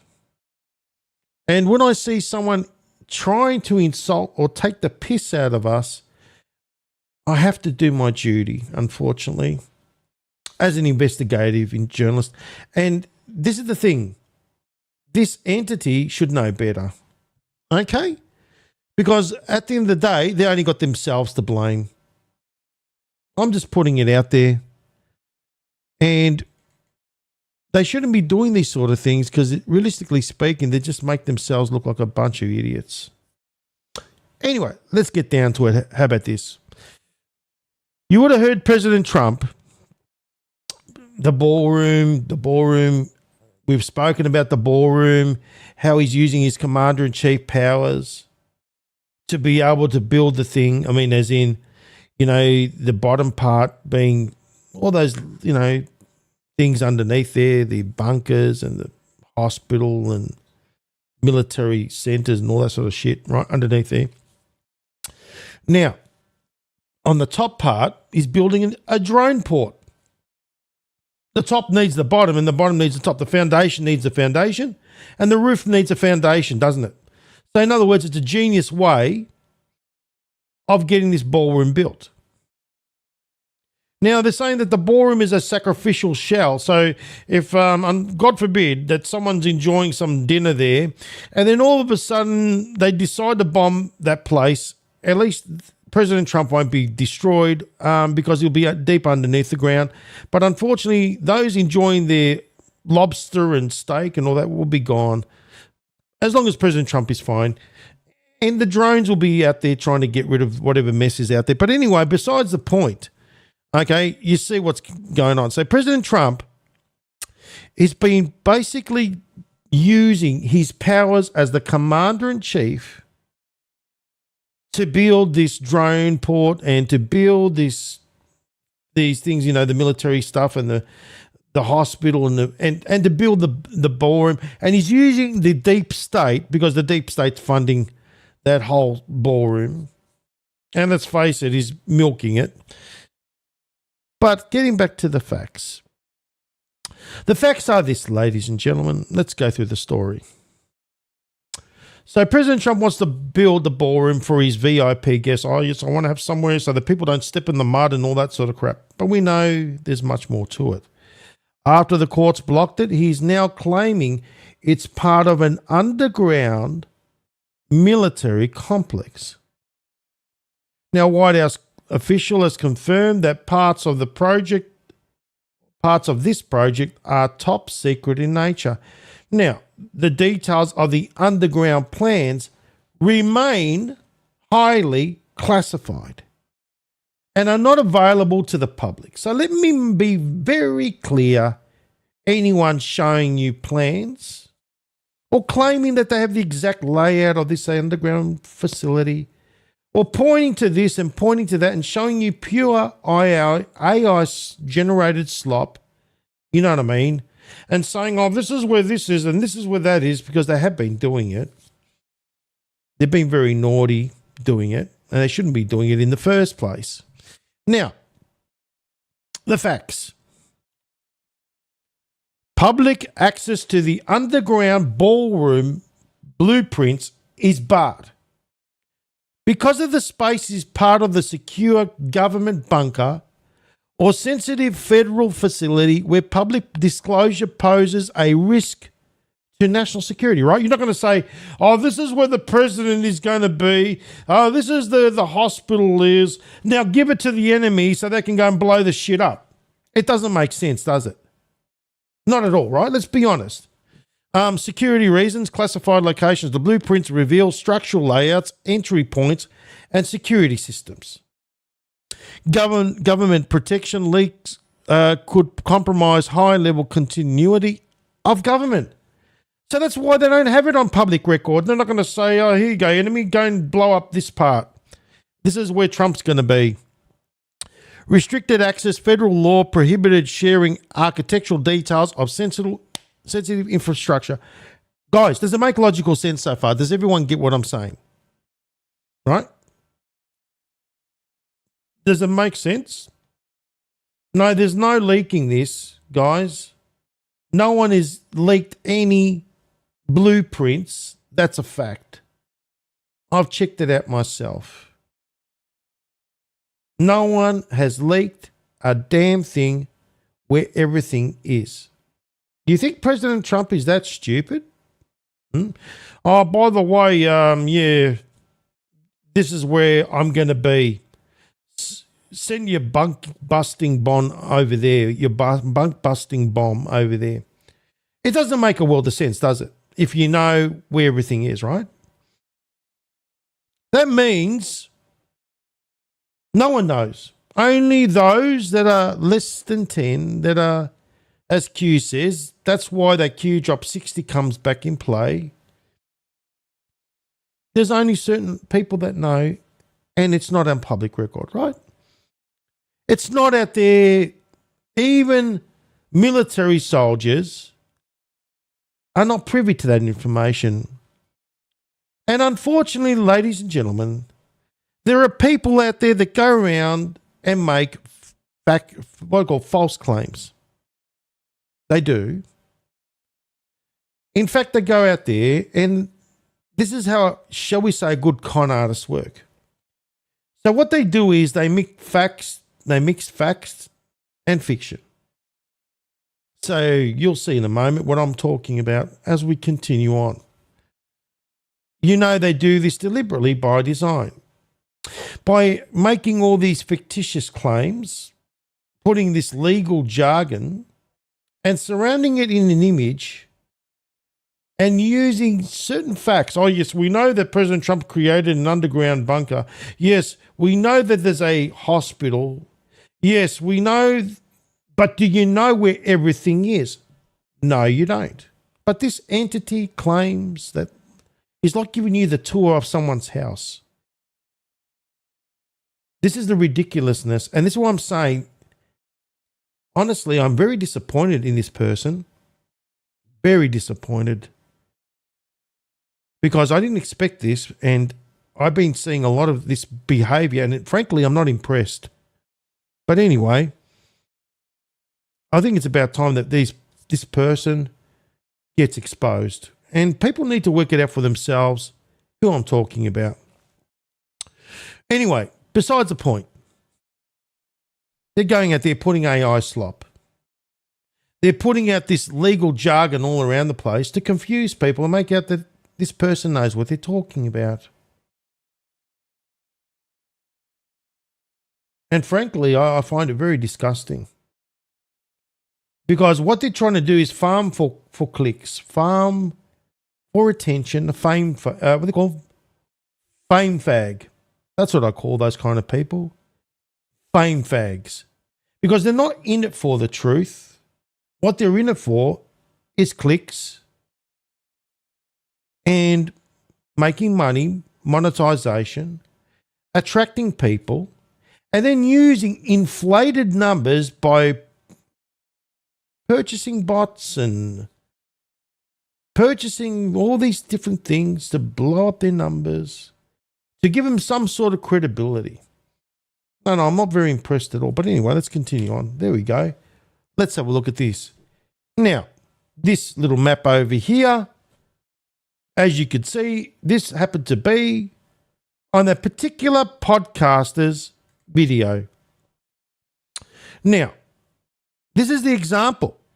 Look at this. The host was presenting himself as some kind of military intelligence insider with special access. He used this AI-generated image loaded with fancy labels to make it look all official. But these images are completely fabricated and they're not based on any real blueprints.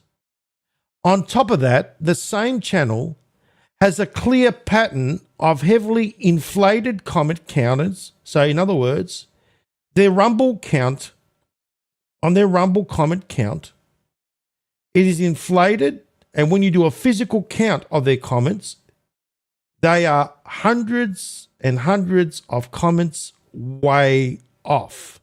The numbers don't lie. The host also claims that the White House ballroom renovation includes an underground quantum command center and quantum computers. That is a complete and utter bunch of bullshit. Trump has never mentioned quantum computers in relation to this project. There is no official documents, court filings, or White House statements that mention anything about quantum technology at this site. The host completely fabricated this detail to sound like he was an insider, that he had insider access. So what he did was mix fact and fiction and put AI slop to basically solidify whatever he's saying around all this. And in the video, don't you worry, I've got the transcript, I've got the video, I've got everything. He plays a game like he knows where everything is. Like he's some sort of military, and he's using them. This is what I'm saying. These entities, I'm so fed up. Because you know what? They use the military as a way of grifting. And honestly, the military are getting a bad name because of these entities. Because they're making themselves, because they've got this military, they call themselves military names, makes them feel all military important, and they think they got the inside take, as into the blueprints that the blueprints is factually not available to the public. Now, I will leave this with you. Now, if a creator is willing to deceive you about all of this, can you really trust anything else they say? I cannot, ladies and gentlemen. I cannot.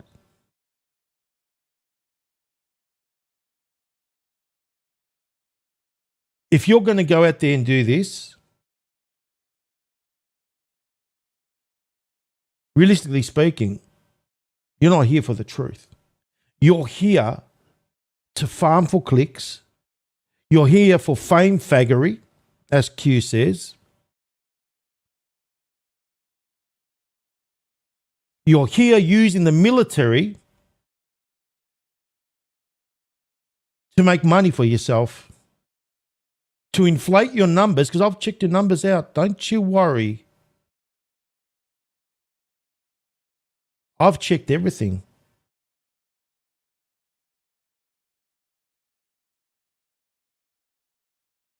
And to me, I'm sorry, but that's disgusting. That you make these claims that you know where everything is. And like I said, I've got the transcripts, ladies and gentlemen. I've got the transcript, I've got the video. I've got everything. That person should be ashamed of himself right now and have a hard look at himself, because I thought he was different than the others. I thought he actually gave a damn about the truth, but I'm disgusted.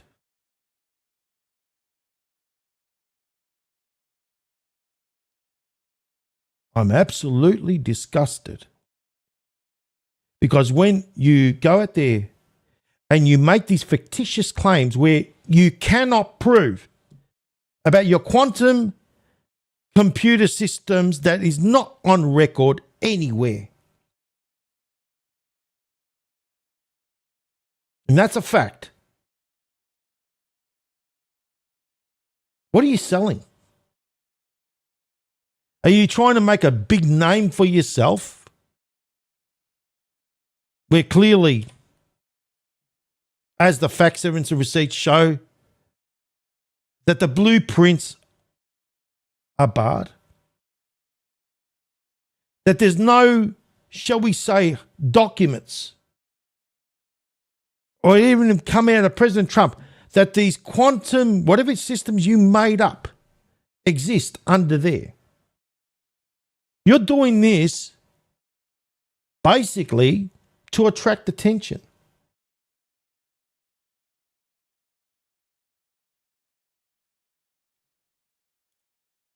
No, I'm calling a spade, ladies and gentlemen, because you know what? I'm about the facts, evidence, and receipts. That's what I'm about. And frankly, to them, the truth is a whore, because they think they can screw around with the truth.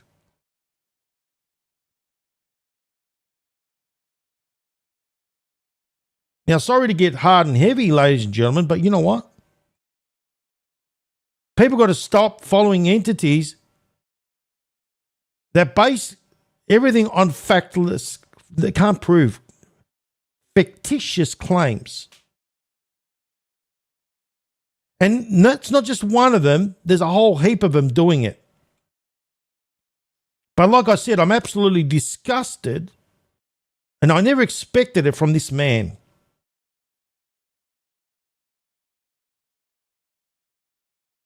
To put AI-generated slop to make up all this fictitious story without any hardcore facts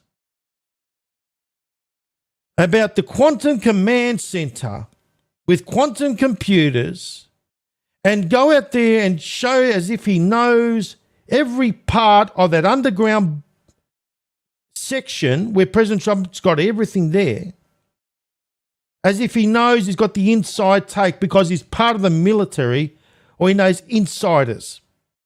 And then mixes it up with fancy labels, fact and fiction. No, I'm disgusted.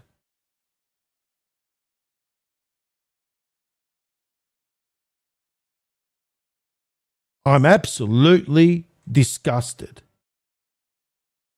And hopefully he gets the message. Because I've been watching him for a reason. Because I thought he was one of us. I thought he was going to be like us. But no. When you dig deeper and you look into what's really going on, and then when you see that the numbers are inflated, like I said, ladies and gentlemen, I physically counted the numbers. In the comments, the Rumble section was inflated. The Rumble comments, the counter, and counting all the comments underneath did not equate to the number on the counter at all. You know there's some funny business, and it's a consistent pattern. My advice to him right now is to stop it and to change his direction. Because there are others out there, they're going to get it. And it's coming. It's coming, and it'll be coming when they don't expect it. They're being warned. And it'll be coming out on my news show called Truth Unredacted. It'll be a hard-hitting, shall we say, investigative journalist style show.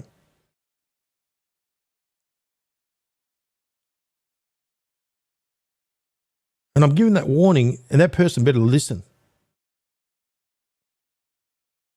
Because you better do a full turnaround right now.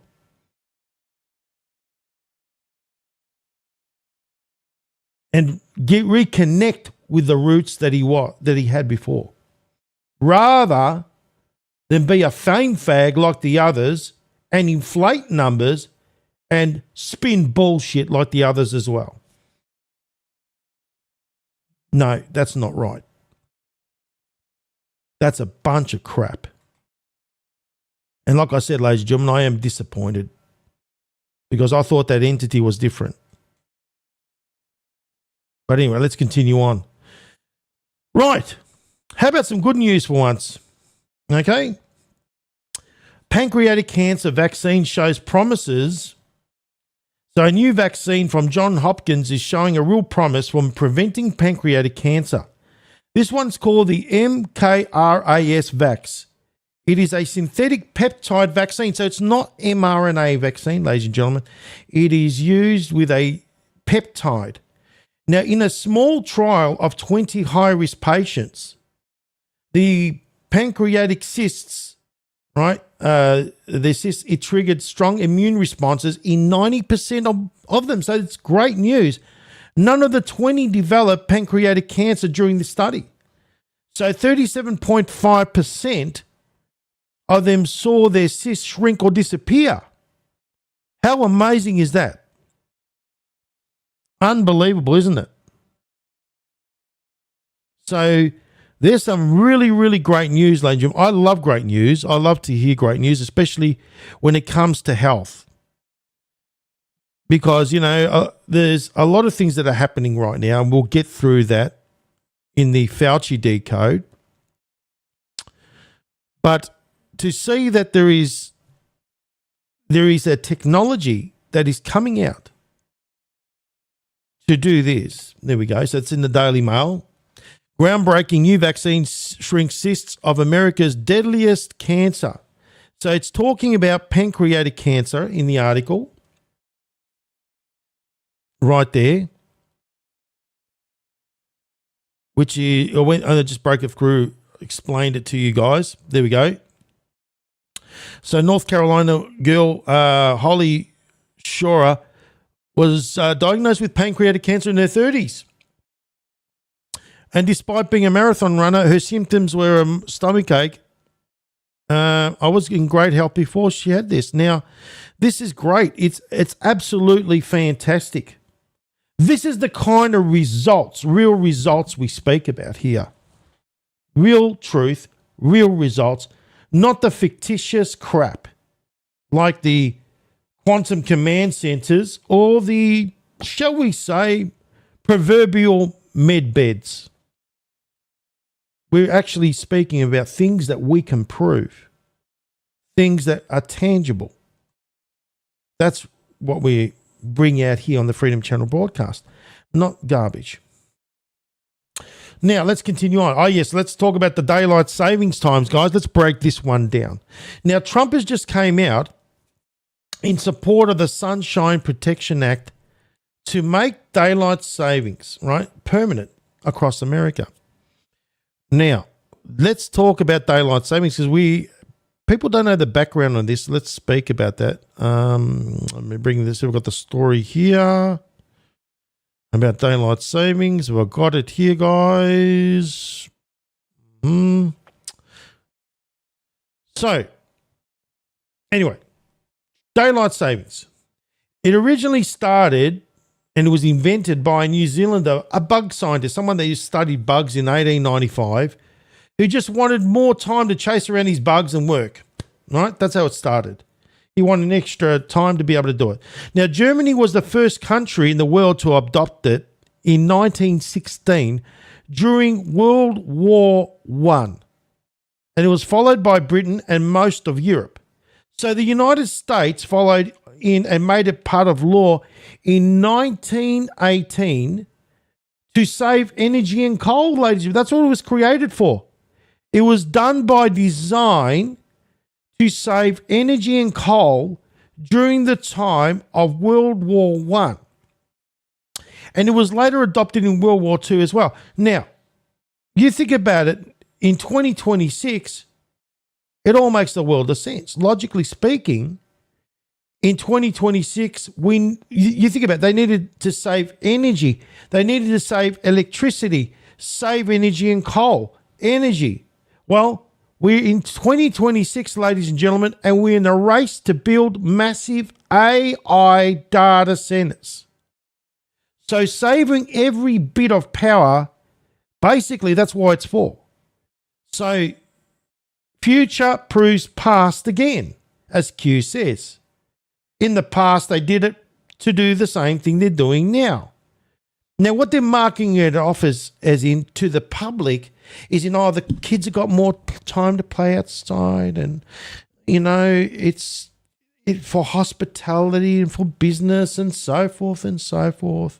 But realistically speaking, the power grid is not able to cope with the current demand of AI data centers.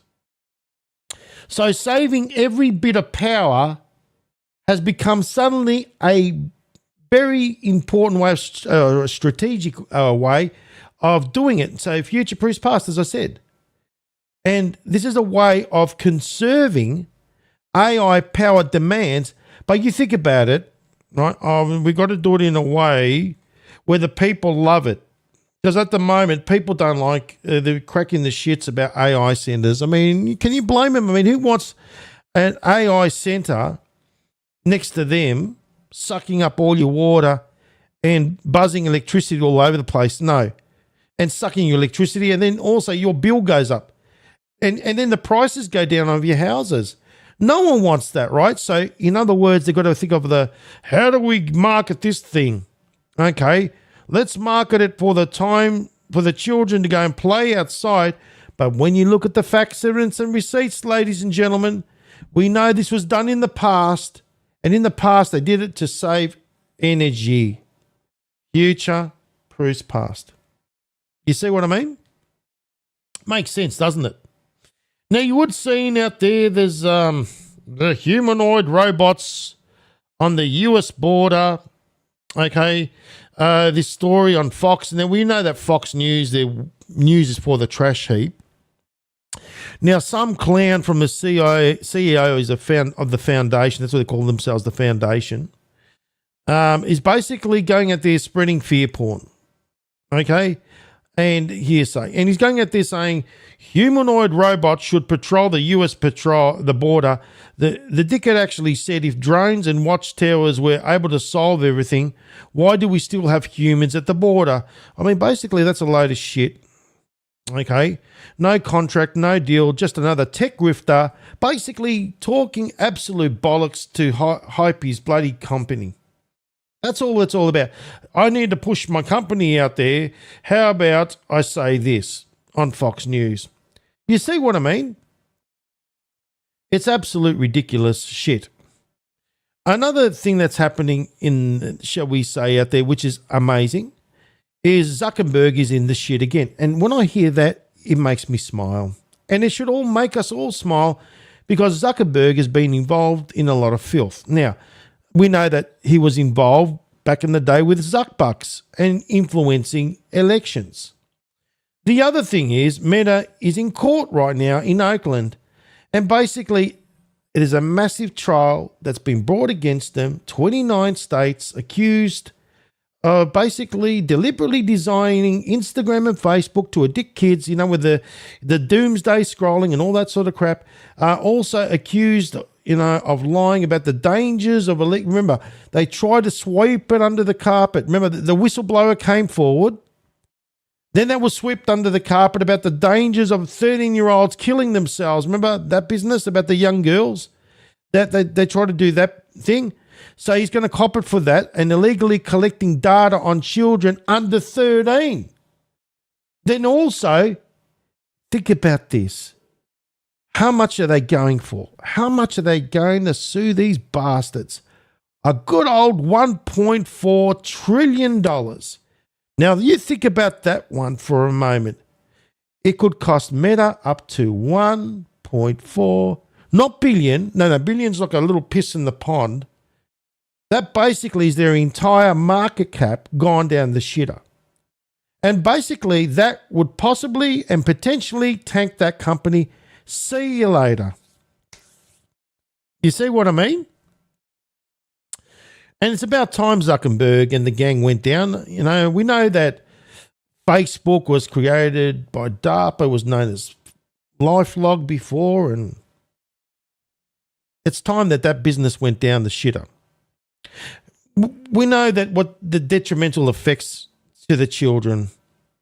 And frankly, that's what we've been marching out in the streets for. That's what we've been protesting about. Meta is heading to trial over allegations. There it is. It designed Facebook and Instagram to keep young users hooked while misleading the public about risks of children. Attorney generals. Now, have a look at this. All of a sudden, we've got a new attorney general and some kick-assery to follow. I would say that we're up on the up as far as justice is concerned, ladies and gentlemen, especially now with Mr. Moran that's coming our way. Attorney General from 4 states arguing this case brought by the coalition of 29 states, with the remaining states expected to face separate trials in the future. Meta denies wrongdoing. Of course they're going to deny it because, they're trying to save their bucks. No, Zuckerbucks are going to be going down the toilet very soon together with him. Meta says damage could reach up to $1.4 trillion and is expected to testify during the 4 to 6 week trial. Goodbye, lizard. It's about time you went down. And that was the little story I showed you before about the humanoid robots at the US southern border. If drones and watchtowers would be able to solve it for everything, why do we still have humans at the border? He wants to put Terminators over there so he can make cash.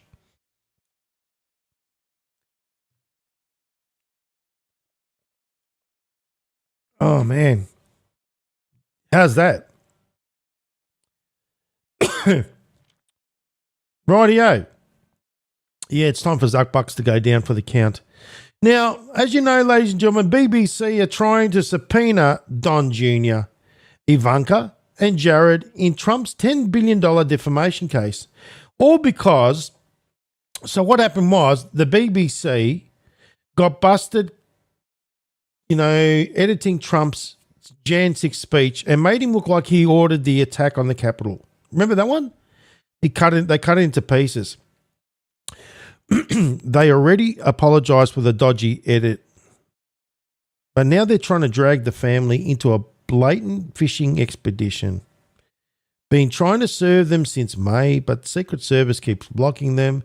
Now begging the court to let them serve by email instead. No. It's time for mainstream media to go down for the count. Now, if we go to Q drop 818, what does it say at the bottom? Libel laws, end of mainstream media. In other words, they're going to be sued. End of mainstream media.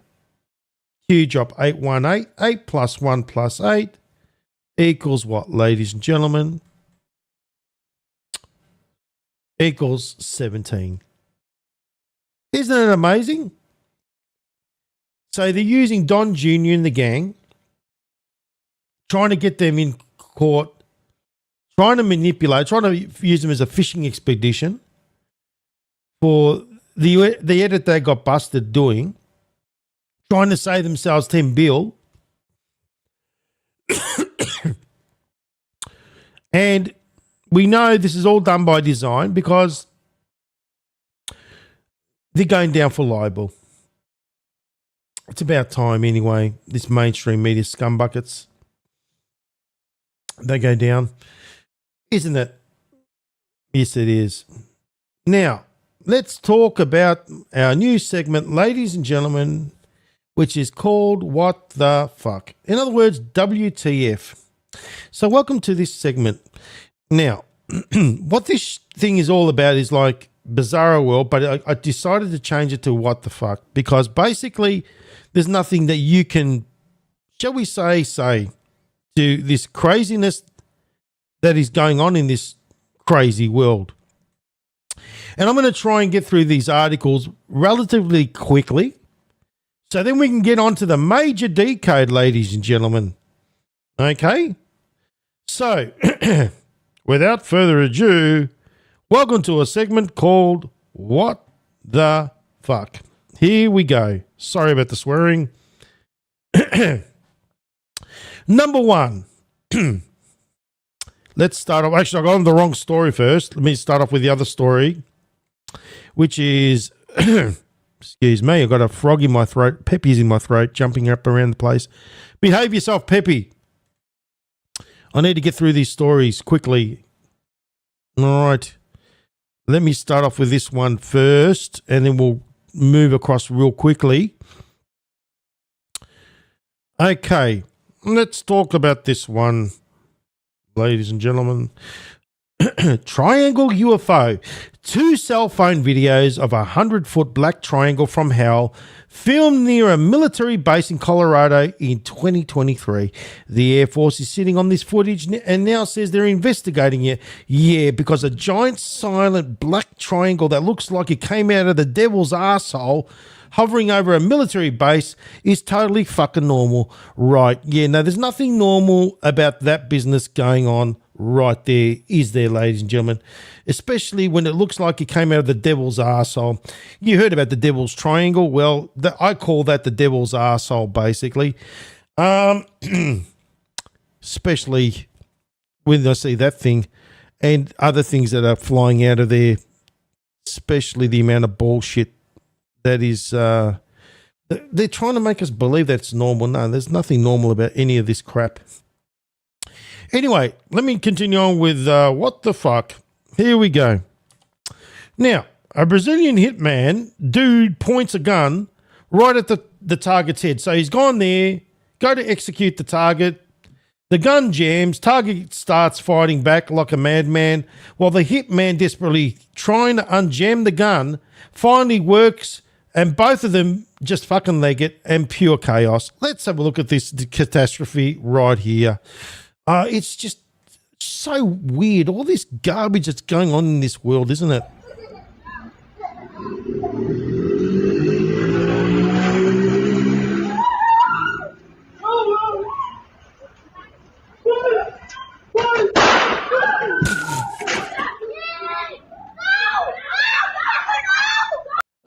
Yes, that's a weird shit. Let's continue on. Oh, yes, Teen Beyonce, ladies and gentlemen.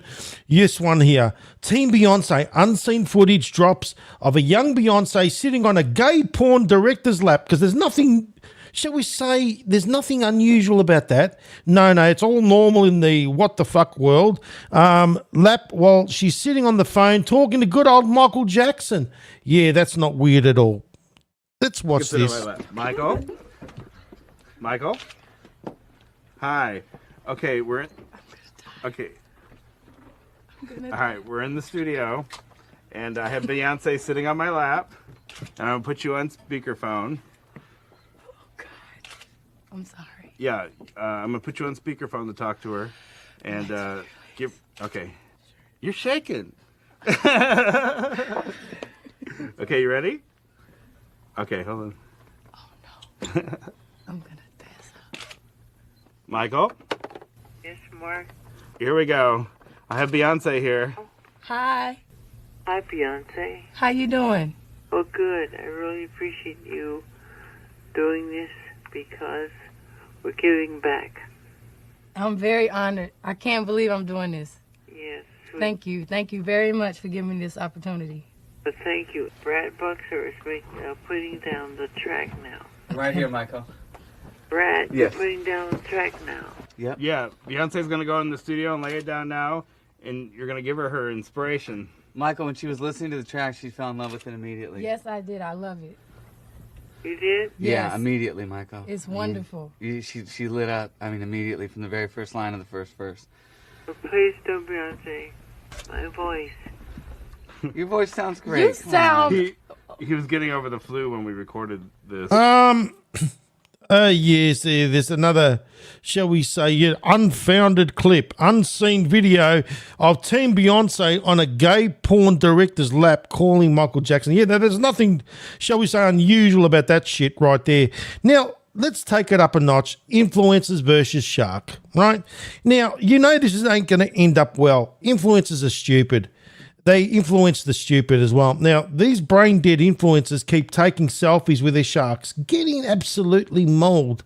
And now scientists are blaming them for the rise in attacks. Maybe they should stop fucking poking those sharks, you idiots. Anyway, look at this crap right there. Can you believe it? No, there's nothing, shall we say, unusual about that. No, it's all for clicks. Where did it get you, you idiot? In the bed with your leg bitten off. Anyway, yes, this one right here, Trudeau the clown.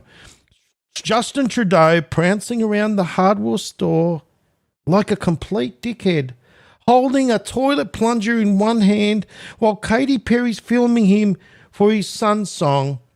The man left Canada in the shitter. Literally left it in the shitter. That's why he's holding the plunger in his hand. And now he's literally playing with one. What poetry, isn't it? Let's have a look. I can get used to you calling me baby.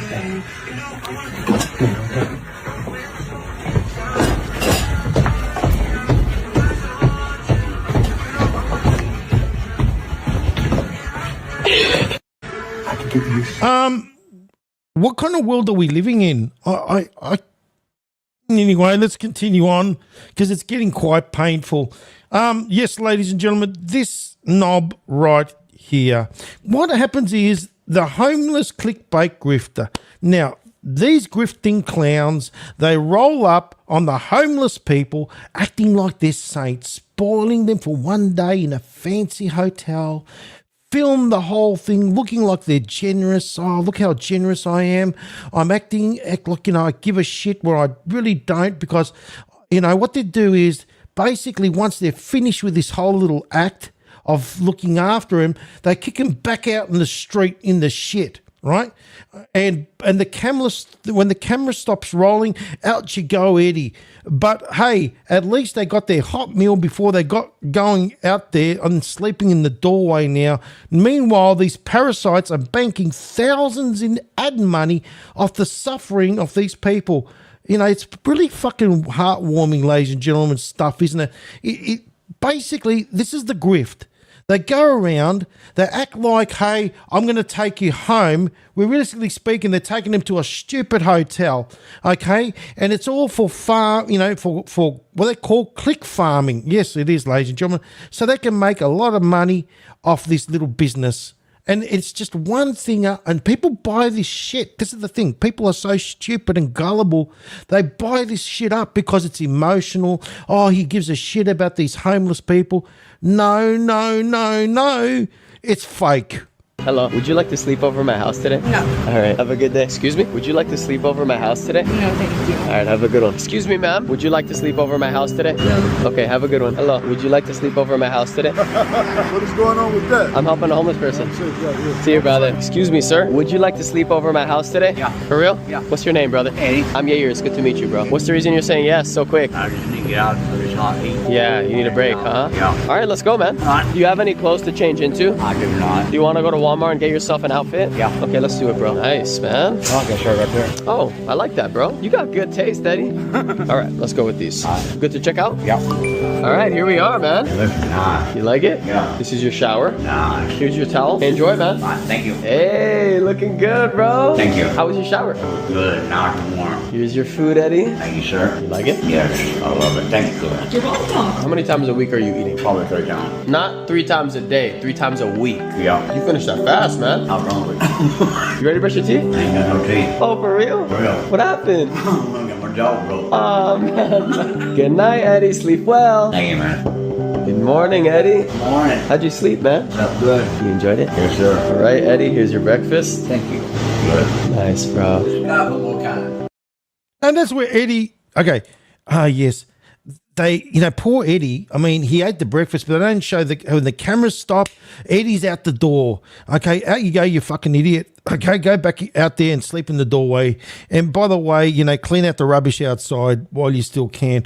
These are all fakers, ladies and gentlemen. It's called click farming, and they all bloody do it, okay? They use the homeless to grift. In other words, they make a shitload of money. And I made it. Right there, I said it. As usual, click farmers using homeless to make bank. They don't show the scene where they give Eddie the bloody boot. Okay, and this one comes from Tinny Logan. Let's have a look at Tinny Logan's ex, ladies and gentlemen, in real time. Because you know what? I'm fed up with these clowns taking advantage of them. There's good old Tinny Logan, right? Yes, there we go. Would you like a hot dog, stranger? No, piss off. I don't want anything that has to do with a hot dog from you. There we go. There's the homeless. So this is a consistent little pattern there that they go around. And what happens is, look at the clicks, ladies and gentlemen. Look at this. So they go around farming for clicks, doing it deliberately by design. Okay, and it's like this. They just keep going and going and going and going. There's the one, 9.6. There we go. And it continued. Oh, there we go. 35,000. We made bank there. Okay. Eating dinner with, there we go. This is the one with Eddie. Eddie made 118,000 for him. 118,000 clicks, ladies and gentlemen. Spot on. But does the grift continue on? Now, obviously, let's see. We keep scrolling down. Oh, there it is. There's the other one with Eddie. No, Eddie made 100. No, my mistake. 393,000. That's the video there, ladies and gentlemen. This is the one where Tinny Logan made bank. 393,000 clicks, 90 comments, mad engagements, mad cash. Right? Now, that's how they work on TikTok. That's how they work on X. That's how they work on Instagram. Now, let's keep scrolling down. What other crap does Tinny Logan have on his site? Okay? No, all the other bullshit. Back with her ex. Yes, apparently solo flights are red light. So they basically have started with this new grift. Now, let's keep scrolling down. Oh, here we go. Porn stars, right? Porn stars. So what happened about the homeless shit? There we go, Chumley and the porn stars. Here we go, all that crap. No, this is what I'm saying, guys. You got to look at this whole thing. It's a scam. And frankly, I hate scam artists. I hate grifters. I can't stand them. I just can't. I mean, honestly, people just get sucked in. Now, think about this. How does it work? The emotional hook. So people, oh, isn't that lovely? They really care about the homeless. They make a little 2-minute video, bang, bang, bang, bang, bang. Oh, they're showing, Eddie's getting the food. Eddie's, what about the teeth little thing? Oh, no, sorry, Eddie, you're not getting, no, Eddie thought he was going to get some new teeth from him, but no, that's not in the budget. Okay, so we laughed that one off. cut that one off right there, right? Edit that business off. And that's how they work. They edit shit off, right? They make out that they give a shit, right? And then realistically speaking, they made more money by click farming from the people that get sucked in. And there's so many of them. There's like a Nigerian scam that continues on and on and on and on and on. And then you would have seen these other ones that go around the children. Oh, yes, that's the other one. The children. And they show videos of children being hurt, children in unfortunate circumstances, children in hospitals. And I've seen it. And then I go and I find these videos, and then it trails all back to a Nigerian scammer. You know what I mean? And that's how they make bank. People don't get it, that they use our goodness against us. Because the algorithm, the way it works, ladies and gentlemen, is like this. The more sensational, the more you can evoke raw emotion, the more you can hook people, through engagement, the more money you make through monetization. And the algorithm, because you're getting engagement, pushes you right up the charts and you get more money. And that's the vicious cycle that we're dealing with. So someone like me, trying to expose the truth, is not getting pushed out there. In fact, the algorithm is working in an opposite direction. It's working in the direction of, no, sorry, people don't want to hear the truth. That's boring. People want to hear fantasy. People want to hear fiction. People want to hear sensationalism. People want to hear fear. Anything that drives emotion. Oh, yeah, rage as well. Rage bait's the new thing. Yes, rage bait, ladies and gentlemen. You heard correctly. People deliberately get you pissed so you can get engaged, right? So, they want you to get pissed. They want you to engage with them. And then they want you to just yell obscenities using your thing. Because the more you do that, the more money they make. It's called rage bait. That's a fact.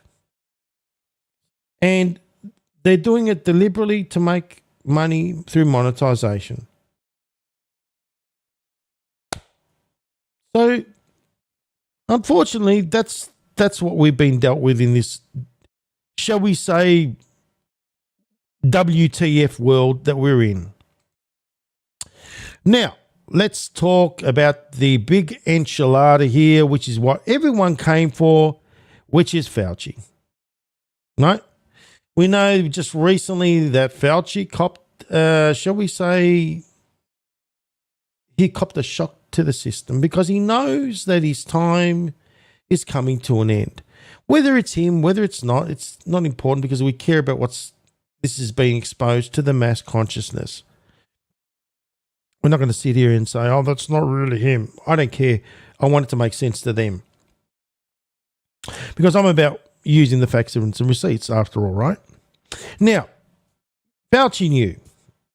Catherine Hethridge just dropped a new Fauci email. Well, the new Fauci email showing the acting FDA Commissioner Janet Woodcock was already panicking just months after the vaccine rolled out in May 2021. So she warned Fauci that all 3 shots were causing serious adverse events. The email says nobody was taking it seriously and nobody knew how to treat the injured, right, at all. So no one knew how to treat the injured and there was zero effort to study them. They literally said that the industry would never support studying the damage for obvious reasons. We know why, because it was a cash cow, right? And what they try to do is bury the story, bury it like everything else. This proves they knew early on about the shoots show you the shots, how they were doing some real mad damage to people. And they chose to bury the garbage, didn't they? They chose to bury it all. Well, now, guess what? The bodies are all coming out like a bunch of zombies. Right? Let me show you. There's the email. And it's right there from Janet Woodcock. And it says, I've been contacted by a number of people who have experienced adverse events post-COVID-19 vaccination from all three of the current vaccines. There we go. All three of the current vaccines. Many are healthcare professionals. Right. So even the healthcare professionals have come out and said it to them. Some of who I know. The symptoms do not fit together into a distinctive syndrome and most are not easily quantifiable or evaluated with standard laboratory testing. Clearly, during mass vaccination, it says there, you will get a lot of psychological reaction and it's hard to sort these things out. But the people's main complaint is that no one takes them seriously. No one knows how to treat them. And there's no effort to study this. These problems are not the sort of the system like VAERS or VAERS, which is the system that they use to record anyone that had adverse effects, would be able to detect, or even more sophisticated population-based active follow-up such as CDC has, or a medical record based on systems such as the BEST. But the facts are this. The information was presented and they chose to bury it, didn't they? It's right there. That's the thing. That's the facts right there. Now, obviously, people are going to do this because the truth is coming out. And then it obviously going to be thinking, oh, shit, the conspiracy theorists got it right. Now, around the same time, yes, ladies and gentlemen, the CDC, this is a fact, that the CDC changed from decades the term of what a vaccine means.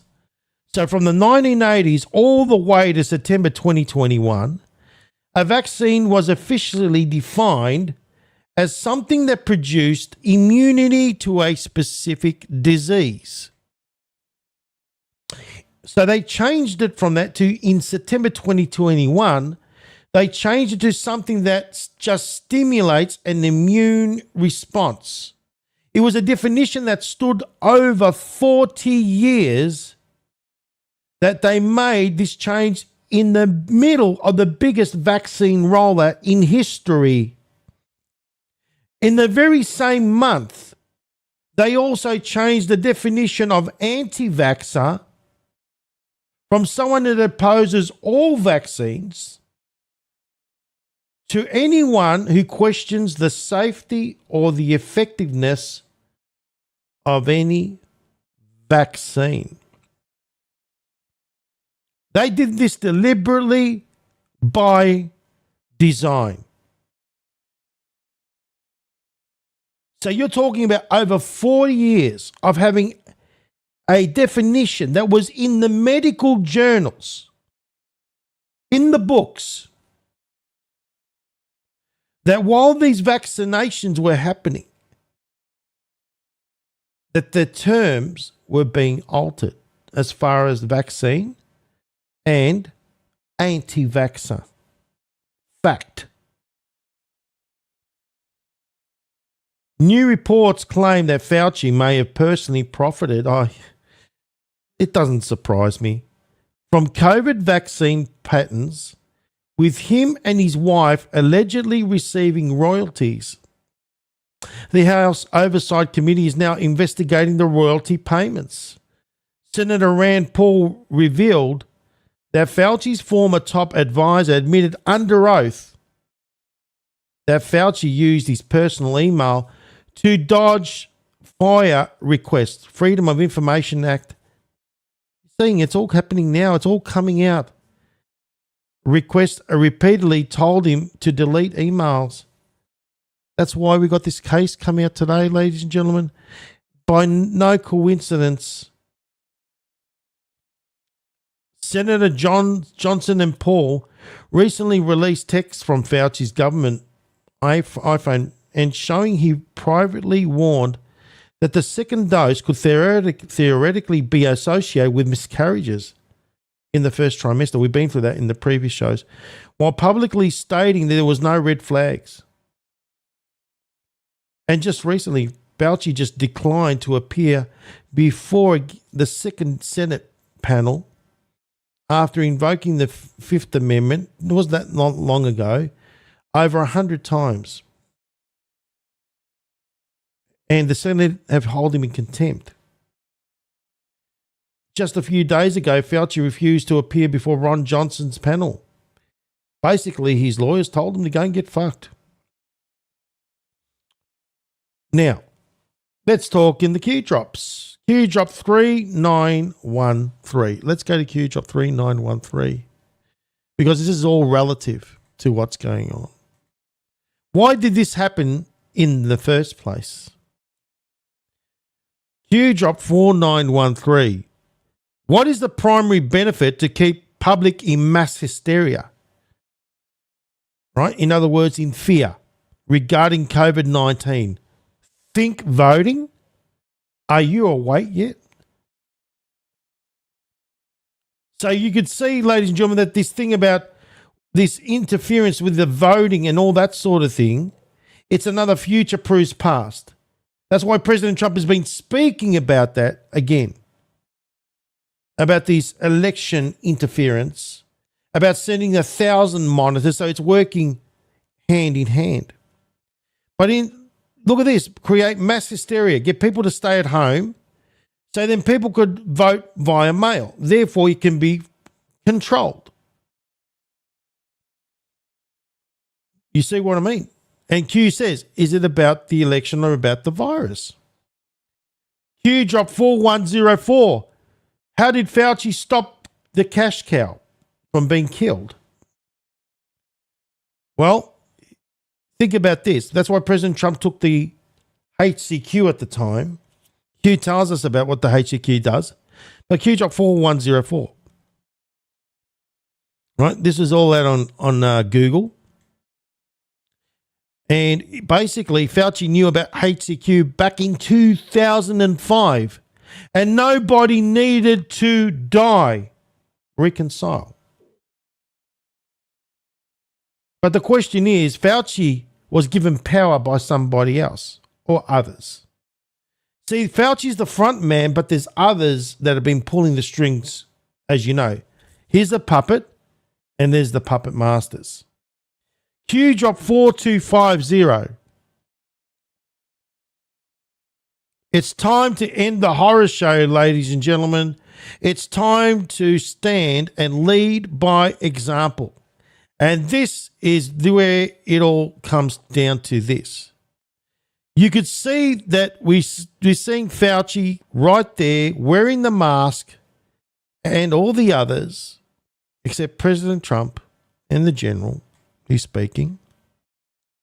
But it says, note who wears a mask and who does not.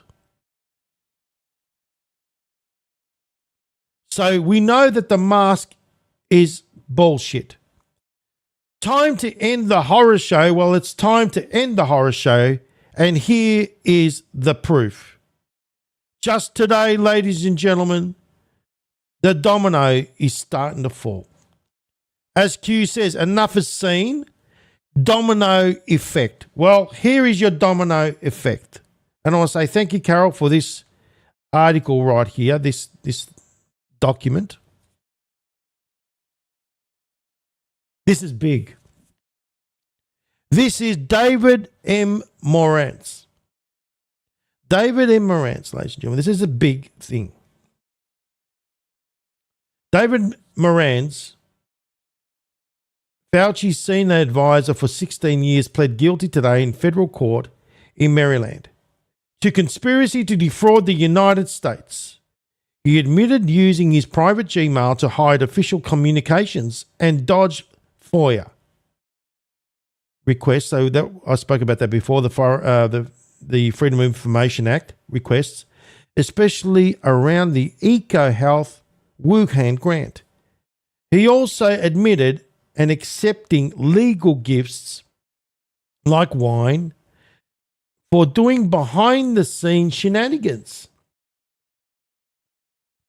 He now faces up to 5 years in prison while sentencing is set for November the 12th. This is the first big domino. He was Fauci's right-hand man. And the big question is this, ladies and gentlemen.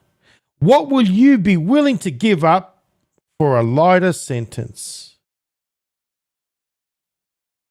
And there makes the perfect sense when we say that the domino effect is here. The horror show, it's now time for the horror show to end. A new Attorney General that is bringing on the pain. It's time to stand and lead by example. Enough has seen the domino effect. Note who's wearing the mask. Well, deals, ladies and gentlemen. What will you be willing to make a deal to get out or get a lighter sentence? Can you see how this Mr. Morin is the domino and the destruction of Fauci? Because Mr. Morin was Fauci's right-hand man. And that is the genius thing. He's basically got Fauci where he wants him. Because Mr. Morin now is going to be singing like a little canary, or shall I say, a little birdie. And when that domino falls, ladies and gentlemen, when the truth comes out from Mr. Morin, it's going to go boom, boom, boom, boom, boom, boom, boom, boom, boom. It's happy days. You see where we're going with this? It's amazing, isn't it? Oh, yes, it certainly is. And we're all celebrating inside, aren't we, FCB? Yes, I'm celebrating. I'm happy because guess what? Very soon, there's going to be some very uncomfortable truths coming out. I mean, you can see it's on the horizon. And you know what's happening. You know that that's going to be the case.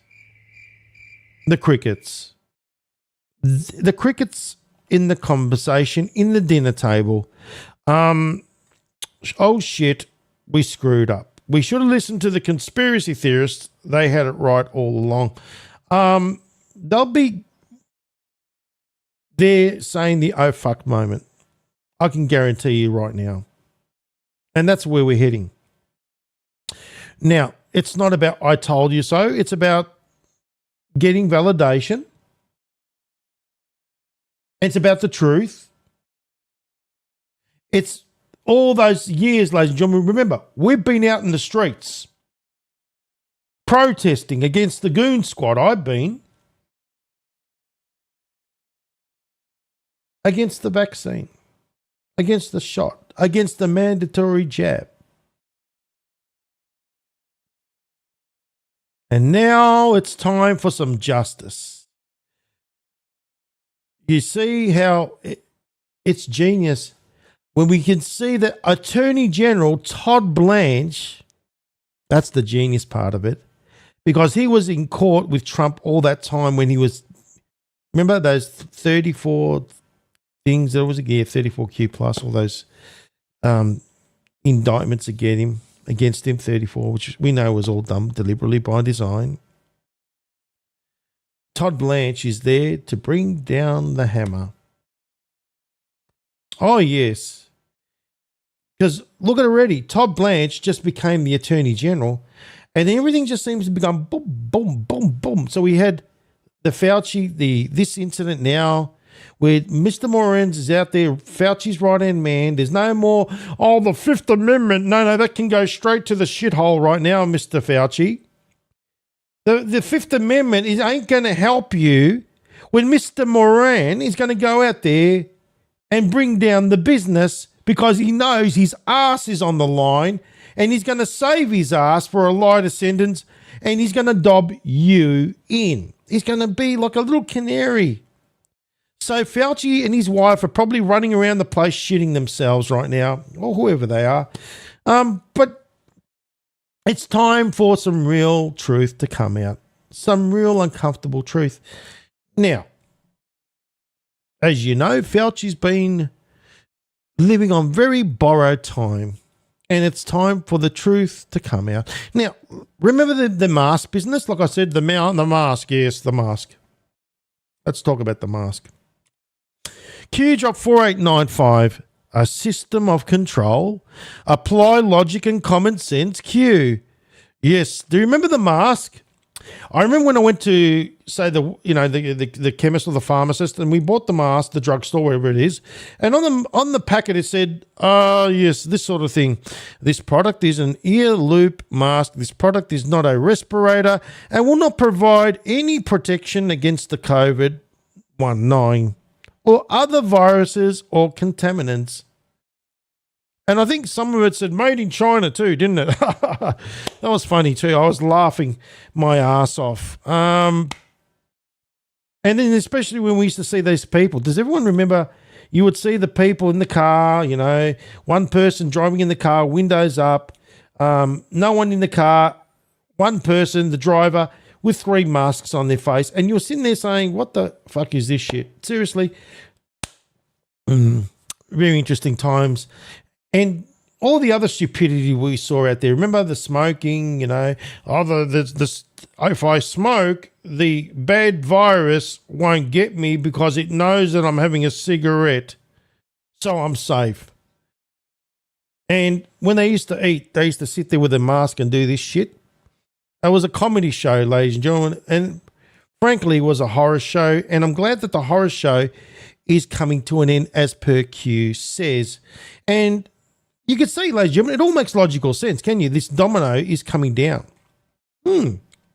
Happy days. Now, let's talk about Massey. Yes, Massey. No, Massey, like I said, is working with Trump. Get ready for this one, because this one's going to blow your socks off. Oh, yes, Massey's amazing. Anyone that said nasty things about Macy, you don't know what you're fucking talking about. Pardon my French. I came to be swearing today because I'm just excited. Can't help it. Too much excitement, guys. I haven't even had any sugar or candy because I can't have that stuff. But besides the point, I'm just like a kid in a candy store laughing at it because this is like validation and truth are all rolled in one for all of us. And it's about time that these knobs copped it, especially Fauci and all the rest of those involved. It's happy days, guys. It really is. Now, let me see if I can show that story on Massey, because Massey is about exposure. Oh, isn't that a lovely picture of Massey and General Flynn laughing it up in the background there not long ago? Ha ha. Yeah, we know General Flynn, what he's all about. Okay. Yes, he's working with them. Anyway, the Israeli, there we go, lobby, so spent $30 million to beat me, but America won. Okay, we know that business. Okay, but there's more to this story, which I've got to find now. I think I got it under this business. Let me see if I got it there, guys. Because Massey did say something, and it was absolutely amazing. Hey, here it is. I knew I had it somewhere. Thomas Massey. Yes, good old Thomas, isn't he? Bless his heart. Albert Bourla. Yes, does everyone know who Albert Bourla is? Mr. Pfizer. The CEO of Pfizer did not get a pardon. Thank you very much, Massey, for letting us know about that. Did not get a pardon, prosecute him. Pharmaceutical companies are not permitted to make such a blatantly false claims about the efficacy of the products. Tweet is from the April of 2021. So Massey is saying, no, he's not got a pardon. He's not safe. Obviously now you can see how Big Pharma is going down for the count as well. Good old Albert Bourla from Pfizer. See you later. Okay, and then because he's quoting Albert Bourla's ex, and he's saying, excited to share. There we go. Oh, no, Albert won't be excited very soon. Oh, by the way, do you know Albert's a Zionist as well? Yes, fun fact. Excited to share that updated analysis from the phase 3 study with BioNTech, who also showed that COVID-19 vaccine was 100% effective. Ooh, that's some big claims there, Albert, isn't it? It certainly is 100% effective in preventing COVID-19 in cases in South Africa. Now I know why Mr. Massey's got him by the short and curlies. He's quoting his little statements, isn't he? 800 participants enrolled in the South Africa with 0 cases of COVID-19 observed in the vaccinated groups. Of the cases observed, the majority were confirmed. Blah, blah. Yes, the data supports previous results from, immunogenicity studies demonstrating a robust neutralizing antibody responses to the B.1.351 variant. Oh, yes, and he keeps going on and on. And then Nick Chip says, well, nice lie, bro. Make your millions or billions of dollars, yes. And then Pfizer to pay $2.3 billion fraudulent marketing. There we go. That was done back in 2009. So in other words, they've been doing fraudulent marketing for a very long time. Even the days of good old Obama was running the show, he's been into fraudulent marketing. Now, obviously, Massey's making it very obvious, isn't he? Guess what, Bourla? No, you are not covered for any, shall we say, pardons. Sorry, no pardon for you. So can you see, ladies and gentlemen, it goes back to that cue drop again. Mr. Bourla is also part of that domino, okay? So he's one of those little dominoes that is in this whole chain of dominoes that is starting from this man right here, the Akka, the birdie, the canary, the one that is going to sing the first domino in this horror show to go down. It's enough time to stand. It's time to end the horror show. A domino effect. It's coming, guys. Can you see? 5 of 5. Comms are clear. Thanks very much, Mr. Massey. Yes, we know that Burl is going down for the count. Isn't it amazing? Aren't you happy, guys? I mean, we should all be celebrating and being happy right now because very soon we all will be. It's been a long haul, hasn't it? It certainly has. Now, I know it doesn't take away our pain, but it's a step forward. Now, like I said, Massey calls Bourla a veteran who made blatantly false claims before the vaccines were licensed and mandated, and he should have been prosecuted. Rand Paul's Risky Research Review Act, Rand Paul's pushing a bill to stop the same clowns who funded risky lab research from being the ones who approve it. So in other words, Rand Paul's putting in the bill to put an end to this little horror show. He says lab leaks happen way more often than people admit, and he wants an independent board to take the power away from Fauci and his old mates at the NIH. Oh, isn't that fantastic? Enjoying the show so far, guys? Are you having a great, jolly good old time with this? It's amazing times, isn't it? Isn't it? I'm happy. I think it's... Oh, bites of dust, yes. Yes, that one there. And this one. The Snake song. I love this. The Snake. The Snake is going down for the count. Oh, yes. Goodbye, Snakey. See you later. How good is that, eh? we should all be celebrating. Like I said, guys, I know we've all done it hard for years and years and years. We've all had family treat us like a bunch of lepers. Treat us like I don't know, like something wrong with us. But now they went and took an experimental, because it was experimental, right? And now they're thinking to themselves, oh shit, we spun the roulette wheel and we've crapped out. That's what they're thinking right now, unfortunately.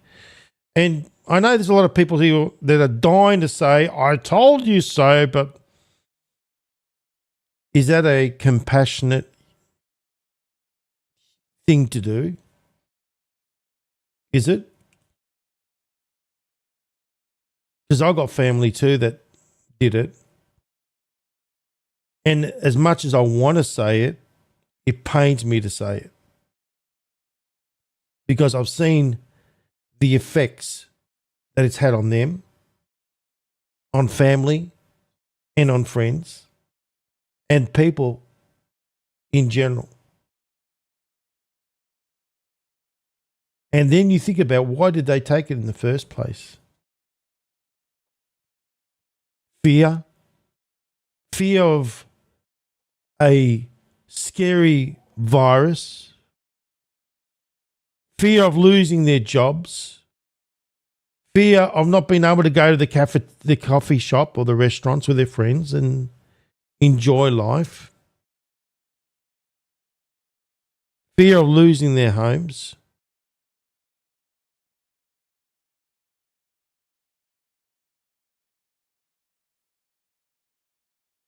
It's harsh.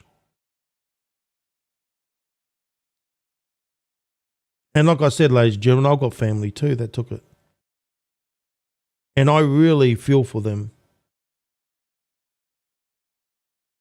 And I know there are people out there that your family took it as well, and your friends.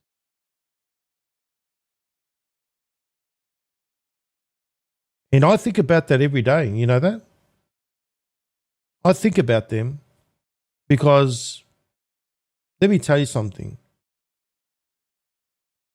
Even though they call me conspiracy theorist, even though they call me that I'm part of some cult, crazy cult, even though they call me all these names, even though they chose not to have anything to do with me,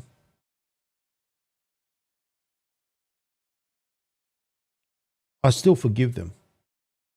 And I'll tell you why. Number one, forgiveness is for us. People got to realize that forgiveness is for us. Because when you forgive, you're healing yourself. That's what forgiveness is about. And there's nothing sweeter, ladies and gentlemen, than forgiveness. Because if you don't, you have bitterness. And part of this journey that we've been on is about humility, truth, forgiveness, and forgiveness is for us. Don't forget, never forget what you went through. Never forget how far you've come. Never forget the trials, the pain, the suffering that you went through, because then credit to all of you that have been able to transmute that pain into something more positive, into action, rather into bitterness.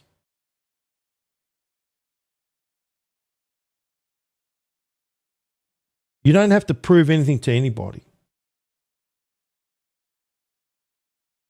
The proof is all coming out now. It's all coming out. And it's been well overdue. The question is, based on what's out there at the moment, what can be proven? Can this be undone? Can the damage be reversed? Now, people can say, oh, there's these med beds. No, don't even start that, please. Because we know that these people that spread that is just basing things on fictitious claims. And you know we work with facts, evidence, and receipts. No one has been able to prove a damn thing.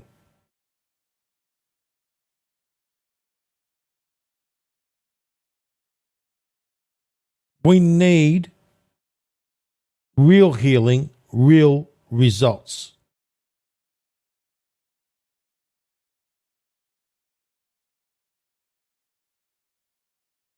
Anyway, let's get back to it. Now, this is going to bring you to another level. You would have all heard the term long COVID. Does anyone know where that term came from? Because it came from nowhere. Really? Let me tell you the origins of long COVID. It was something that was manufactured to explain brain fog and other, shall we say, symptoms done by design. So long COVID, the timing raises questions. When did it come? Well, patients were reporting lingering symptoms as early as March, April 2020.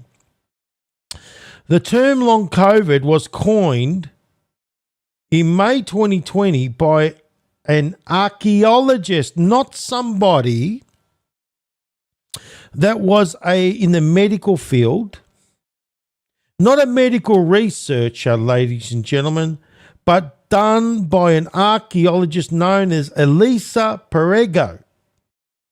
He was an archaeologist and a patient and coined that term long COVID. Fauci then took it on board and promoted it heavily in July 2020. Now, long COVID symptoms include extreme fatigue, brain fog, shortness of breath, heart palpitations, joint pain, and loss of taste or smell. Now, the new Nature studies claim severe COVID that the new Nature study claims severe COVID reactivates dormant viruses. So there's this new study that's come out that claims that the COVID reactivates dormant viruses within 40 days, with one virus linked to long COVID. Do you see that what they're trying to do is create excuses? The question is, who came up with this new Nature study? Who came up with the major VA study claiming that lower long COVID rates after vaccination? Right, so they're saying that after vaccination, that long COVID rates, there was a reduction, lower long COVID rates after vaccination. And that study was done by a major VA study. But the question is, who led the study? The study was conducted by Dr. Zayed Al-Ali. But the question is, who paid for his consulting? So these studies, ladies and gentlemen, that's why I say, remember with the polls I explained about President Trump, you got to go to the root. You got to see who's the one that's funding these studies. Who actually funded the studies of that doctor's service to prove that after being vaccinated that there's a reduction of long COVID. Get ready for it. So the major VA study claiming that lower long COVID rates after vaccination that was led by Dr. Zayed Al-Ali, who has done paid consultation for a company known as Gilead. And that company, ladies and gentlemen, is the very company that produced remdesivir. Let me pronounce it again. Remdesivir. You all know what that is. That is the very company, Gilead, that's paid this particular doctor to come up with this study claiming that there's a lower long COVID rate after vaccination. You see how, shall we say, how fraudulent this whole thing is. And there's ongoing informal discussions. So this doctor that has come out with this study continues to have discussions with these entities, but not only to do with that company known as Gilead, but also Pfizer.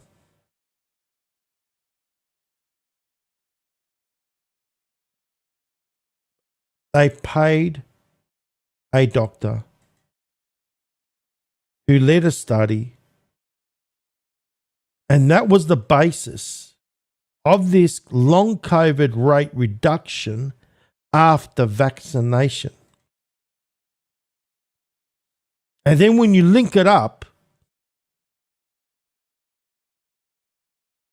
you could see that it all connects to that.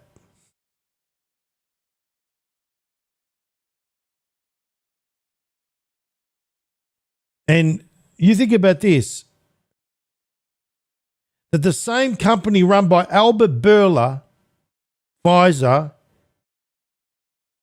that's the one we're talking about. The one that Thomas Macy is calling out for false efficacy claims.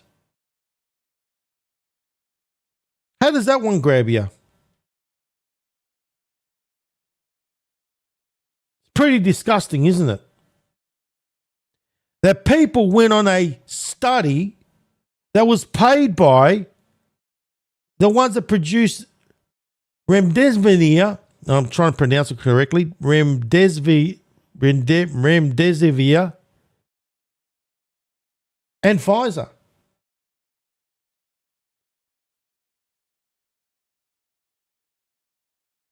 And that's the study people went on. That particular one study.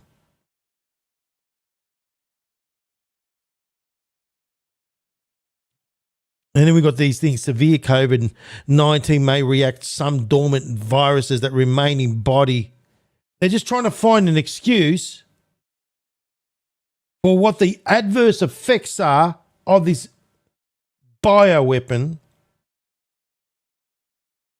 remdesivir. Thank you very much, Rose. I appreciate it. Remdesivir. Thank you. You see what I mean? Excuse after excuse after excuse. And these turbo cancers are off the charts. It's way off the charts. Young people dying all over the place. Heart problems, turbo cancers. Oh, I thought I hurt my foot, but the odd sensation was sign of deadly brain cancer. Now I'm 40, I have months to live. Right. Yes, that's all normal in what the fuck world. Then we got an Aussie rocker, Jordan Brunelli, reveals he's in the final chapters of his life. A young Aussie rocker, battle stage 4 bowel cancer. Yeah, no, that's all normal. There's nothing normal about it.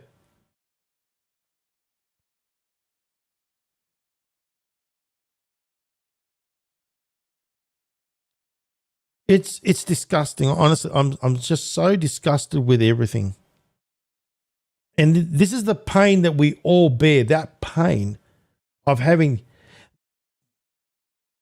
that thought of thinking about your family and what possibly could happen to them. I know a lot of people have lost their family members, lost family, husbands and wives and so forth and so forth. I've seen these turbo cancers all over the place. I've spoken to people that run medical centers, and they even tell you there's a huge influx of these things.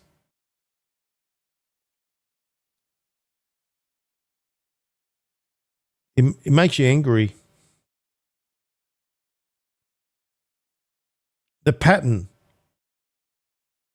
They created mass fear with a virus and pushed a new condition called long COVID that was coined by an archaeologist, not doctors. Fauci promoted it heavily. Then studies claiming the vaccine reduces long COVID came from researchers with financial ties to Pfizer and Gilead, the same companies that Massey's calling out for lying about vaccine effectiveness. The whole thing looks like a coordinated operation from start to finish.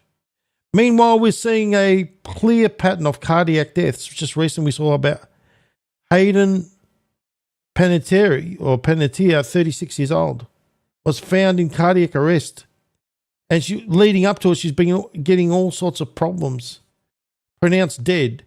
And then when we look at her brother, Jansen, her brother died in February 2023 at the age of 28 with an enlarged heart, known as cardiomegaly. That's all fact. We know that the COVID shot has been linked to myocarditis and pericarditis. Everything is linking up. In just a few weeks, we've had a lot of these entities and people that have been dying from heart-related issues and other complications such as turbo cancers. Just last few weeks, we lost an actress known as Christy Knowings, and she starred in that Nickelodeon sketch known as All That. Now, All That was produced by Nickelodeon Productions. Now, Nickelodeon Productions, ladies and gentlemen, has a policy back then. And their policy, which was enforced a very strict vaccination policy for the cast and crew.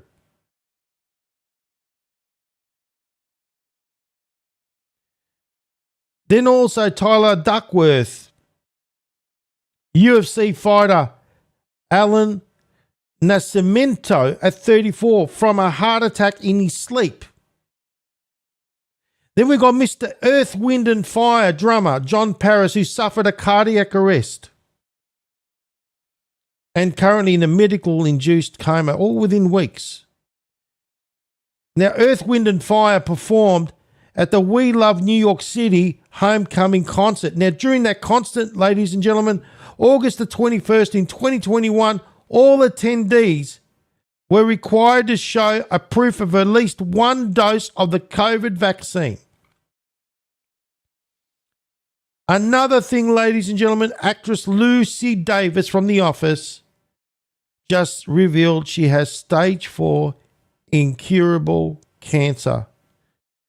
She previously confirmed she had 2 COVID vaccines and suffered a year of really bad health after the second shot.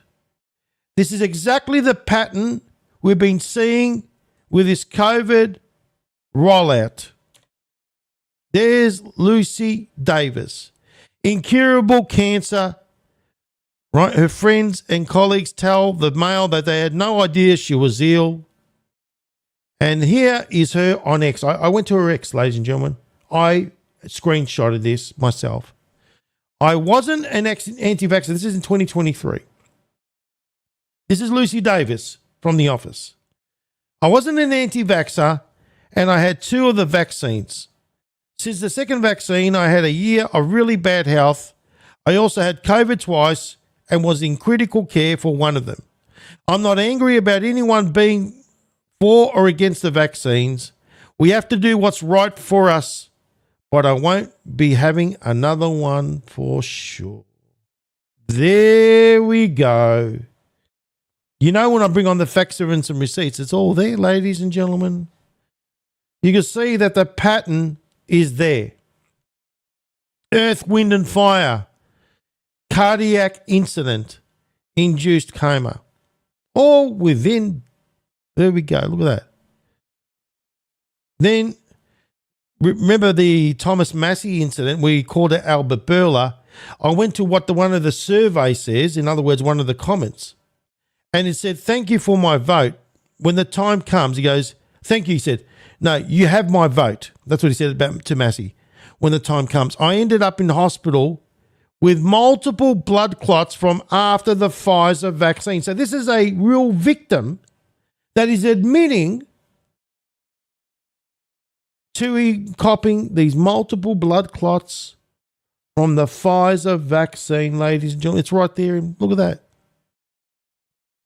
He's responding to Thomas Massey.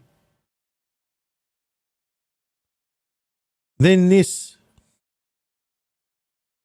Her brother died of an enlarged heart in 2023. Then you got all these other incidences.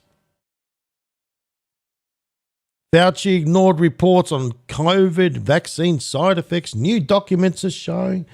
Bring it on, I say. It's time for the dominoes to fall. There we go. There's the X, ladies and gentlemen. I don't bullshit anybody like others do about things. You got it right here. That's on an X post live. Lucy Davis, it's right there.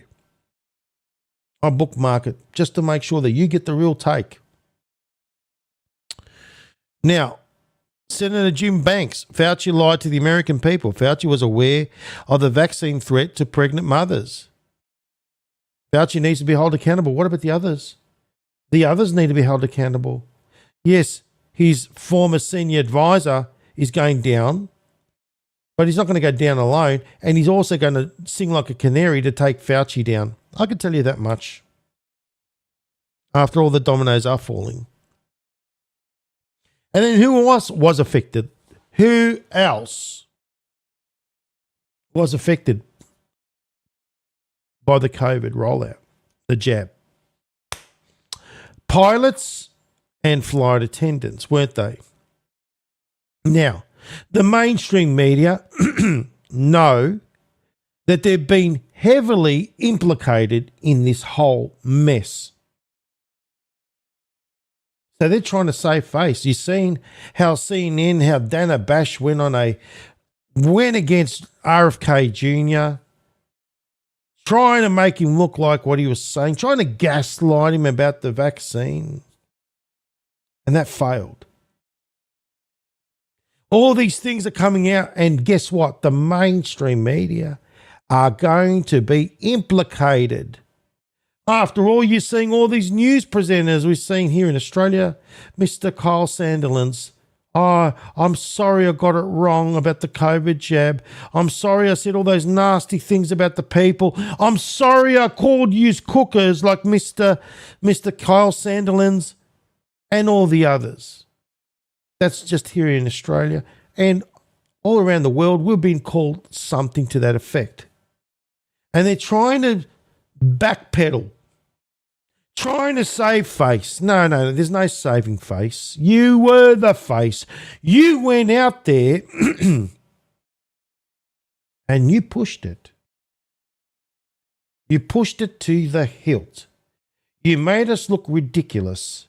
You called us all these names.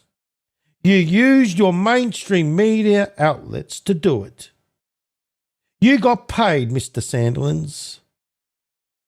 You got paid. All of you got paid. Cooper and the gang. Everyone got paid from CNN, Bash, and all the rest of them. All of them got paid. Fox News, Dr. Oz got paid. Oh, yes, Dr. Oz is behind it too. It's not about left and right. They all serve the same beast. Even Mr. Dr. Phil was ridiculing us about the vaccines back in the day. But they're trying to gaslight us and make us forget about it. The ABC News and all them, they're all involved, left and right. Like I said, they're all involved in this. I mean, after all, Fox, they pushed it. Mr. Murdoch pushed it on his staff. And they're supposed to be on the right side, aren't they? Now, have a look at this new excuse. Flight attendants and pilots are the highest risk of dying from radiation-related cancers. And what they're saying is that because they're always flying up in the sky, that they're more closer to the sun and more getting radiation and so forth and so forth. Okay, they've got to find some excuse to pin this thing down, don't they? Some scapegoat. Like everything. So they're using these little articles, seeding mass consciousness, flight attendants and pilots are at the highest risk of dying from radiation-related cancers. Okay, let me break it down for you. In other words, they've been jabbed.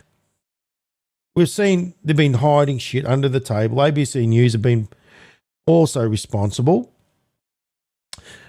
They're trying to save face. All of them been trying to save face.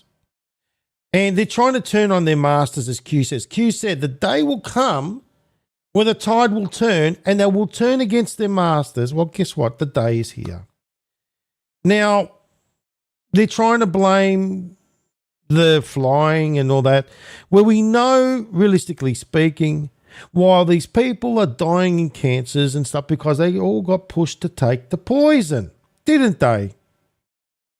That's the harsh reality. They're taking an experimental drug, whatever you want to call it, and now these cancers are running rampant all over the place, and they've got to find every excuse under the sun. Oh, shit, you just tripped over, you got cancer now. By the way, you banged your head against the wall, now you got brain cancer. You stumped your foot, you got cancer there as well. This is the bullshit that we're fed up of hearing. Oh, it's normal to have bowel cancer at 28 years old. No, it's not. You see, this is exactly what I'm saying. And this is the con that they're trying to play on all of us. No, we're not getting conned. We know exactly what the take is. We know what the game is, and we're not being fooled by this crap anymore. Now, another fun fact, which is interesting. Because let me tell you something. Big Pharma has whores. Now, you would have seen out in the mainstream media how Cassidy versus RFK Jr. Right? Senator Cassidy pissed off at RFK, and RFK's laughing. Like we're laughing at the moment because he deserves what's coming his way, Mr. Cassidy and all the rest of them that is coming their way. Because they're a bunch of money whores, all of them are. What they've been doing is making a shitload of money off Big Pharma. Right? Let's be honest. Cassidy, a shitload of money. Chuck Schumer and all these others been making a shitload of money off Big Pharma. And I knew this day was going to come. And it's here now. Thank God for that. So Senator Bill Cassidy is now publicly attacking RFK Jr., accusing him of breaking promises. No, Mr. Cassidy has been breaking promises ever since he started. RFK, as far as I'm concerned, has been keeping them. Now, accusing him of breaking promises made during his confirmation hearing. Now, Cassidy claims that RFK Jr. promised not to touch the childhood vaccination schedule in exchange for his vote. Cassidy recently slammed Trump's executive order recommending that the MMR vaccine be split into 3 separate shots, calling it a stupid thing to do. Of course, Senator Bill Cassidy is going to say that, ladies and gentlemen, especially when he's receiving career donations of $1.26 million from good old Big Pharma, because Big Pharma has been paying off all these senators like a bunch of whores that they are. Let me break it down for you. Mitch McConnell. It's not about left and right. They all serve the same beast. Mitch McConnell, $2 million plus from Big Pharma. Bernie Sanders, independent, $2 million plus on Big Pharma. Number 3, Raphael Warnock, Democrat, 1.7 mil from Big Pharma. Number 4, Republican Marsha Blackburn, 1.4 or 1,380,000 big ones from Big Pharma. And here we go. No wonder Bill Cassidy's jumping up and down like a clown because he's been, obviously ram-raided by Big Pharma. Number 5, Republican Bill Cassidy, 1,260,000 big ones. Number 6, Patty Murray, Democrat, 1.6 million. And good old Chuck Schumer, Chucky's on, what, 1.5 mil? Big Pharma? Do you see how they're all jumping up and down about the health? Oh, yes, no, they're all jumping up and down because they're not going to get paid anymore by Big Pharma. The facts, evidence, and receipts are all there. They both sides serve the same beast, ladies and gentlemen. That is a fact. Now, when Q says hypocrites, when Q says those who scream the loudest have got to hide their corruption. Yes, haven't you figured it out? It's not about Trump's corruption. It's about making sure you don't find out about their corruption. That's what it's all about, isn't it? Because guess what? Who's been screaming like a bunch of bitches? Okay? Meanwhile, Trump has just delivered the largest prescription drug price, just another screw in the ass for Big Pharma, in over 60 years, directly hitting the same Big Pharma cartel that's been rorting the Americas for decades. Now, Trump has also been exposing how Medicare and Obamacare have been used as a giant slush fund for Big Pharma and healthcare providers for decades.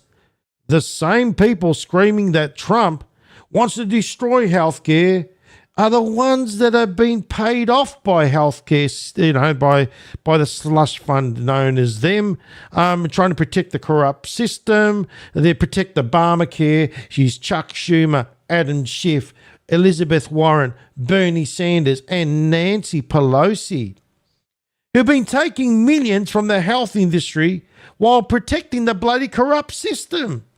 There we go. Hypocrites screaming about healthcare. Number 1 on the rank, Bernie Sanders, independent, 2 million. Chuck Schumer, 1.56. So there we go. Elizabeth Warren, 1.2. Nancy Pelosi, 725,000. And good old Adam Schiff at 680 big ones. This isn't about left or right anymore. Both parties have been serving the same beast for decades, ensuring that revolving door between Congress, CDC, FDA, the Big Pharma continues on no matter what. And Trump destroyed them.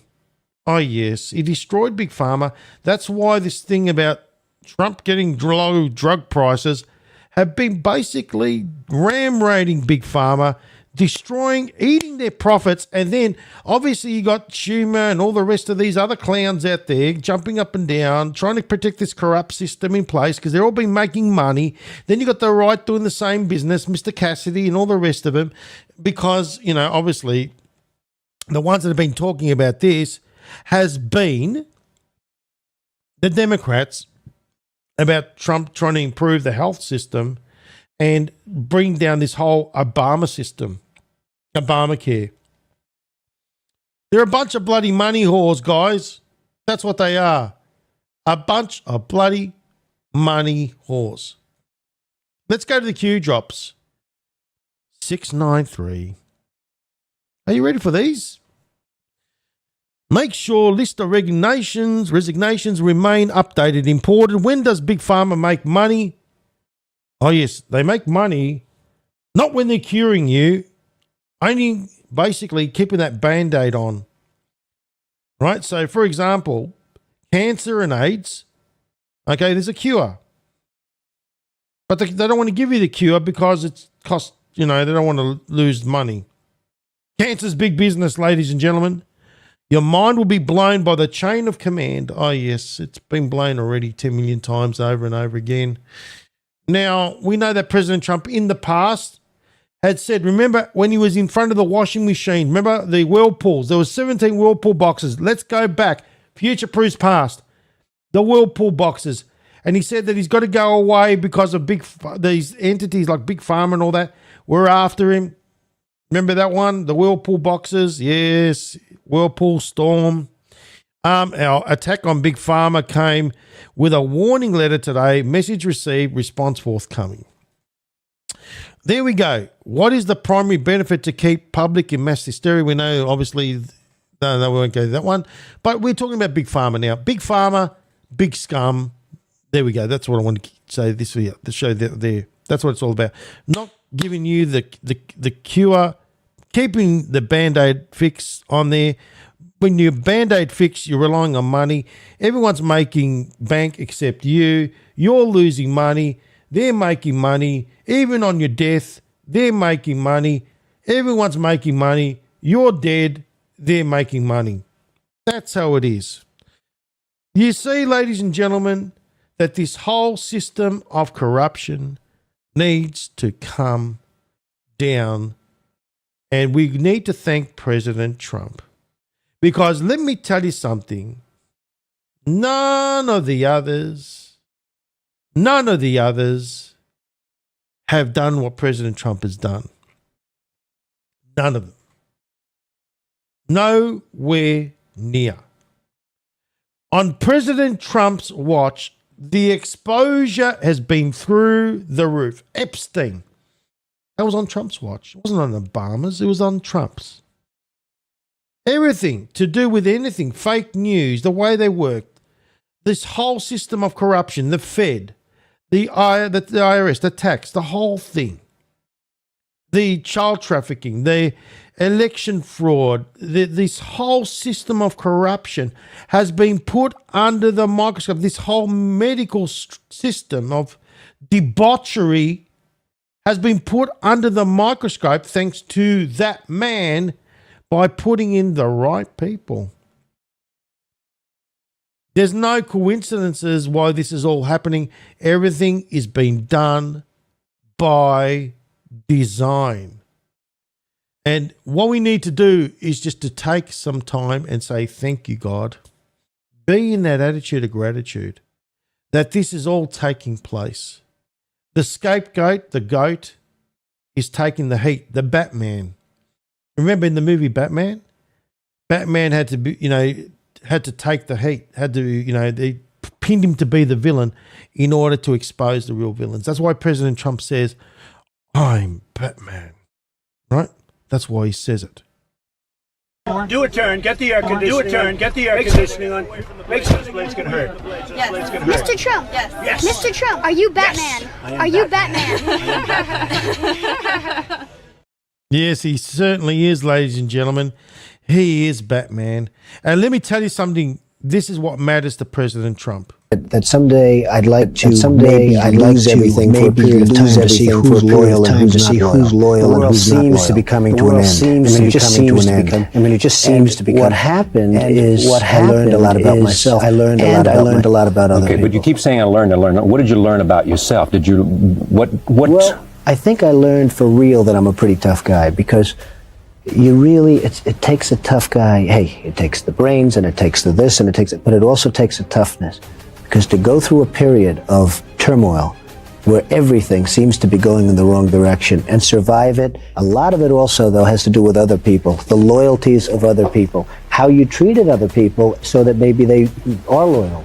When people thought I was going down, they sort of deserted me. And this is not the way it should be. And when they thought I was going down for the count, they really did desert me. I have to say, I think that, some of the people that were most loyal to me are people that I didn't think would be. Wiped the floor with the guys that weren't loyal, which I will now do, which is great. I love getting even with people, but I will wipe. You love getting even with absolutely. You don't believe in the eye for the eye? You do. No. I know you well enough. I think you do. But anyway, but tell me, you're going to get even with some people. given the opportunity, I will get even with some people that were disloyal to me. I mean, I had a group of people that were disloyal. But how do you define disloyalty? They didn't come to my aid. I want somebody that's loyal from the beginning, not somebody that's loyal because they're afraid or because they're this or because they're that. You see, I'm so loyal to people. Maybe I'm loyal to a fault, but I'm so loyal to people that when somebody's slightly disloyal to me, I look upon it as a great act of horror. And I have a photographic memory. Well, that's the problem. exactly. I mean, it raises this question, can you trust what Donald really says? Because his memory may be short. Yeah, no.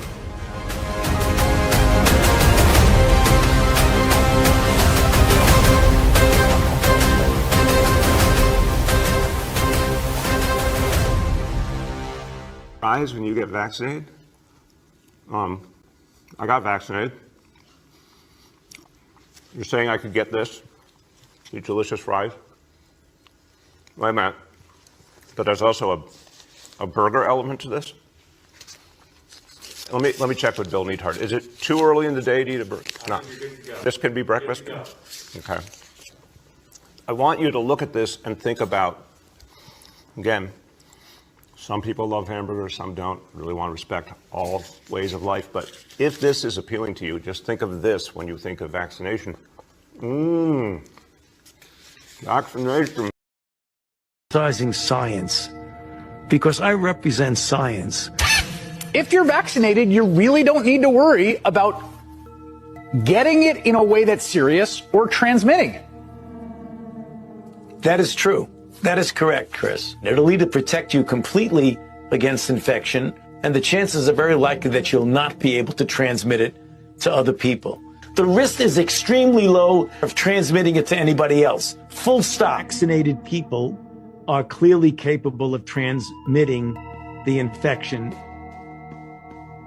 And I'm quoting you now, at the population level, masks work at the margins maybe 10%. To hear that they only work at the margins maybe 10% would make a lot of people ask, okay, then why was I wearing a mask? You're really attacking not only Dr. Anthony Fauci, you're attacking science when you say that this is going to go away tomorrow like magic, when you know that there's no chance it's going to just disappear. We hope this just goes away, burns itself out.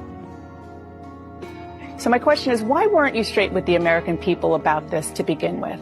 So the bottom line is, it's a guesstimate. I gave a range. No, I mean, it's a bit of that. We're seeing all of these school closures around the country. Is that the right move for children and families? You know, and I think what's going on right now is generally an appropriate approach. You want to start doing something to socially distance yourself. Well, I don't think it's forever irreparably damaged anyone. The U.S. Surgeon General has called it an urgent public health crisis. And the record will show, Neil, that we didn't recommend shutting everything down. First of all, I didn't recommend locking anything down. I recommended to the president that we shut the country down. But now is the time to do what you're told. Where did this virus come from, do you think, today? Did it come from a lab? Was it man-made? When you have the animal-human interface, and you have animals that come out of the wild that are sold at these open, what they call them, wet markets. Place of origin was not within the market itself. No, I don't think you could say that. There's a report today that another intelligence arm of the U.S. government, this is inside our energy department, has joined the FBI in concluding that COVID began with a lab leak in China. That the NIH has not ever and does not now fund gain-of-function research in the Wuhan Institute. We now know that a bat coronavirus was enhanced in a lab. The National Institutes of Health acknowledged that it funded research of a virus that was studied at the Wuhan Institute of Virology.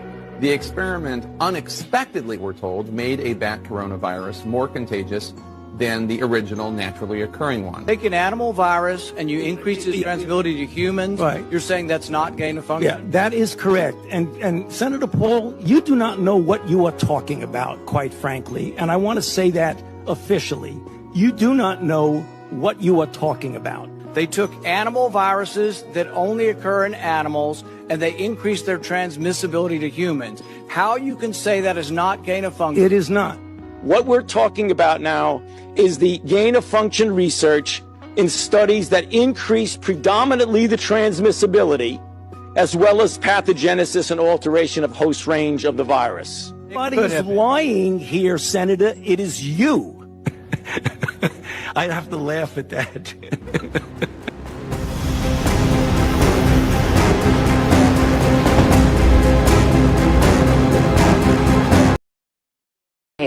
You are the problem. It is the unvaccinated who are the problem, period, end of story. The only people that you can blame, this isn't shaming, this is the truth.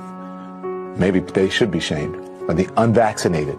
It's time to start blaming the unvaccinated folks, not the regular folks. Anyone you came into contact with will blame you, as will the rest of us who have done the right thing by getting vaccinated. Because frankly, we know that we can't trust the unvaccinated. I think it's time to get our moral house in order, Anderson. It's the unvaccinated who are the threat. All those vaccinated folks are going to start wearing masks to protect the unvaccinated folks. It's called a Christian value. You're basically punishing the vaccinated for the sins of the unvaccinated. People are not behaving honorably. The unvaccinated are basically saying, well, it's open season for me. I can do whatever I want as well.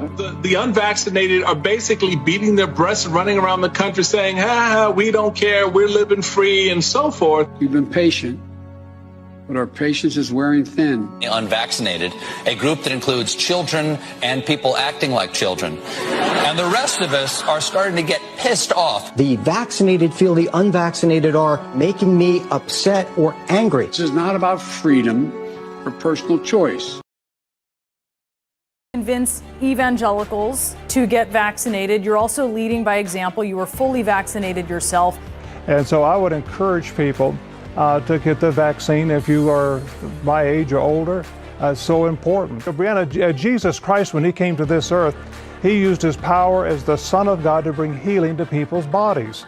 And we as Christians, we want to follow his example.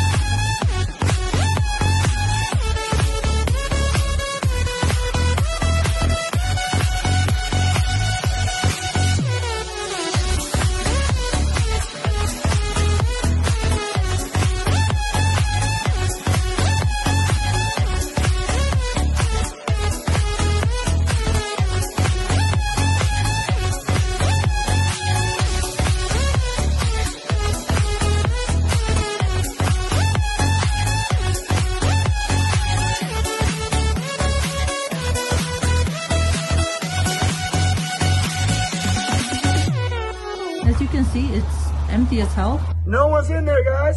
It's absolutely dead. Il y a personne. Regardez, on peut aller fouiller dans les couloirs, on peut faire absolument ce qu'on veut. Je comprends pas. Not many people were in there at all. Like a ghost town in this hospital. We've just been locked down in Gloucestershire for an empty hospital. Look, I am so angry. So there's nobody even in there? Nobody's in there.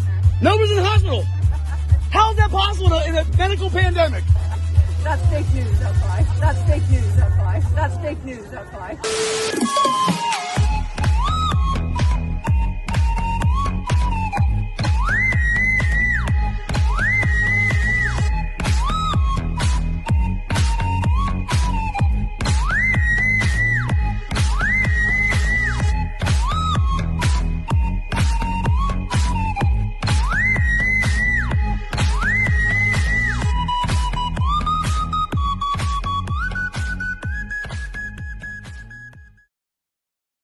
the vaccine.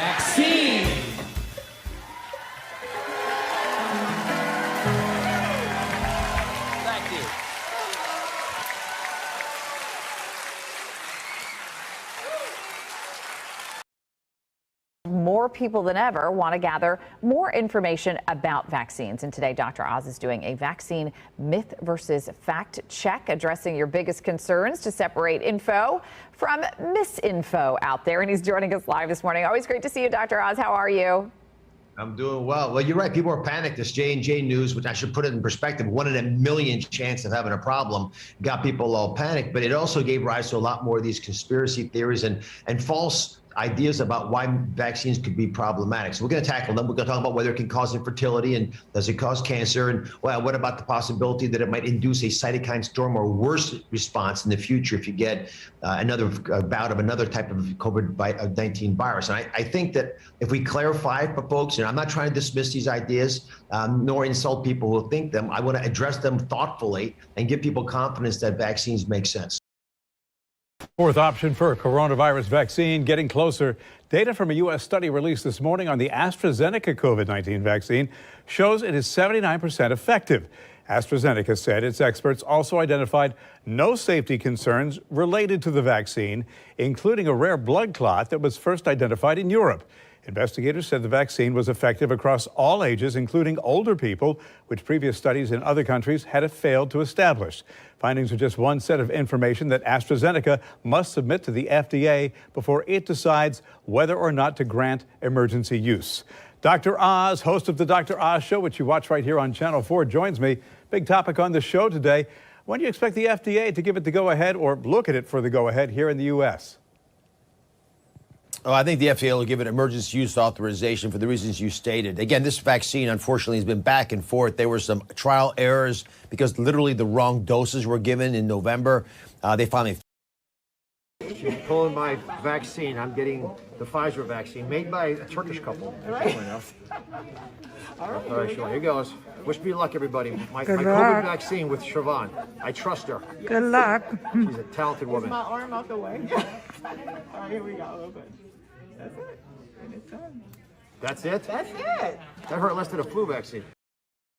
And a half. What we know about COVID-19 has dramatically changed, rapidly changed, you might say, and many doctors now say the virus, it is here to stay. Yeah, Dr. Oz kicking off his 13th season, starting with one of the biggest questions so many of us are asking, do I need the booster? Dr. Oz, it's been a while, sir. It's a pleasure to see you, and this couldn't be more topical, really. We've been talking about this quite a bit on Good Day of late. So we've talked to the local physicians here in Chicago. What is your take? Let's begin with the booster and the time frame between that second shot and when you think we should be talking about getting the booster. You know, to answer specific questions, I'm going to do what I've been doing for 13 years on the show, take a step back. So what is our goal? Is the goal to extinguish the virus, or is it to tame the virus? And I would argue, and I'm not alone, that with 14 species now having COVID and 37% of the 8 billion people vaccinated, which leaves 63% not, that we need to live the lives we want without assuming we will get rid of the virus. So that changes the target here. And for that reason, I'm going to argue that we should have a booster, but the reason to have the booster is the reason we give kids boosters. They get their first or second shot. Seen from a new study from the UK showing 99% of people had a strong immune response after just one dose of the Pfizer vaccine. And joining us right now to talk more about it is our good friend, Dr. Oz. I hope you had a good weekend. How are you? I had a wonderful weekend, but this data that came out this morning made it even better. What they're saying essentially is that even one shot gives you most of the protection you're going to need. Interestingly, having had COVID itself, it doesn't give you as much protection as a shot does. But what it does mean is that getting one more shot plus having had COVID might be all you need. You might not need a second shot because the single dose works so effectively. That's interesting. Okay, so Doc, one of the things that, a lot of people have questions about is how much immunity do I have after getting the first shot? Because we know people who have gotten COVID after getting that first dose. How much does it really provide? Well, the best estimates are probably between 60 and 70% protection after the first dose. So it's not perfect, and you definitely do not want to get COVID after the first dose because then you can't get your second dose. And so that's a window that we don't want to have too much of risk in. However, this new data suggests that the single dose does give you a lot of antibodies. It may not last that long, but it gives you a lot more protection than we thought. So restated, most of the benefits the first shot, you want both shots eventually. Okay, gotcha. But you could potentially, especially in places where maybe they don't have enough doses to go around, you could stretch it out a little bit. That's being done in Europe, for example, for the reason you stated. Why take my second shot when I'm already pretty much protected by the first shot? What did you think, guys? A bit of a trip down memory lane. That's what I'm looking forward to, is this thing right here. I'm looking forward to this. Because when he sings like a canary, that's when the dominoes are going to start falling. Now, obviously, Moran want to get a lighter sentence. And what are you going to do for a lighter sentence, Moran? Are you going to dob in your friend? Are you going to sing like a canary and dob in Mr. Fauci? You bloody are. I can tell you that much. You're going to do it. And that's the thing. It's going to start. The domino effect is on its way. And like Q says, Q knew. President Trump's, it's time to end the horror show. He's going to end the horror show, right? He's using the Department of Justice. And Fauci can't hide behind his little Fifth Amendment very much longer anymore.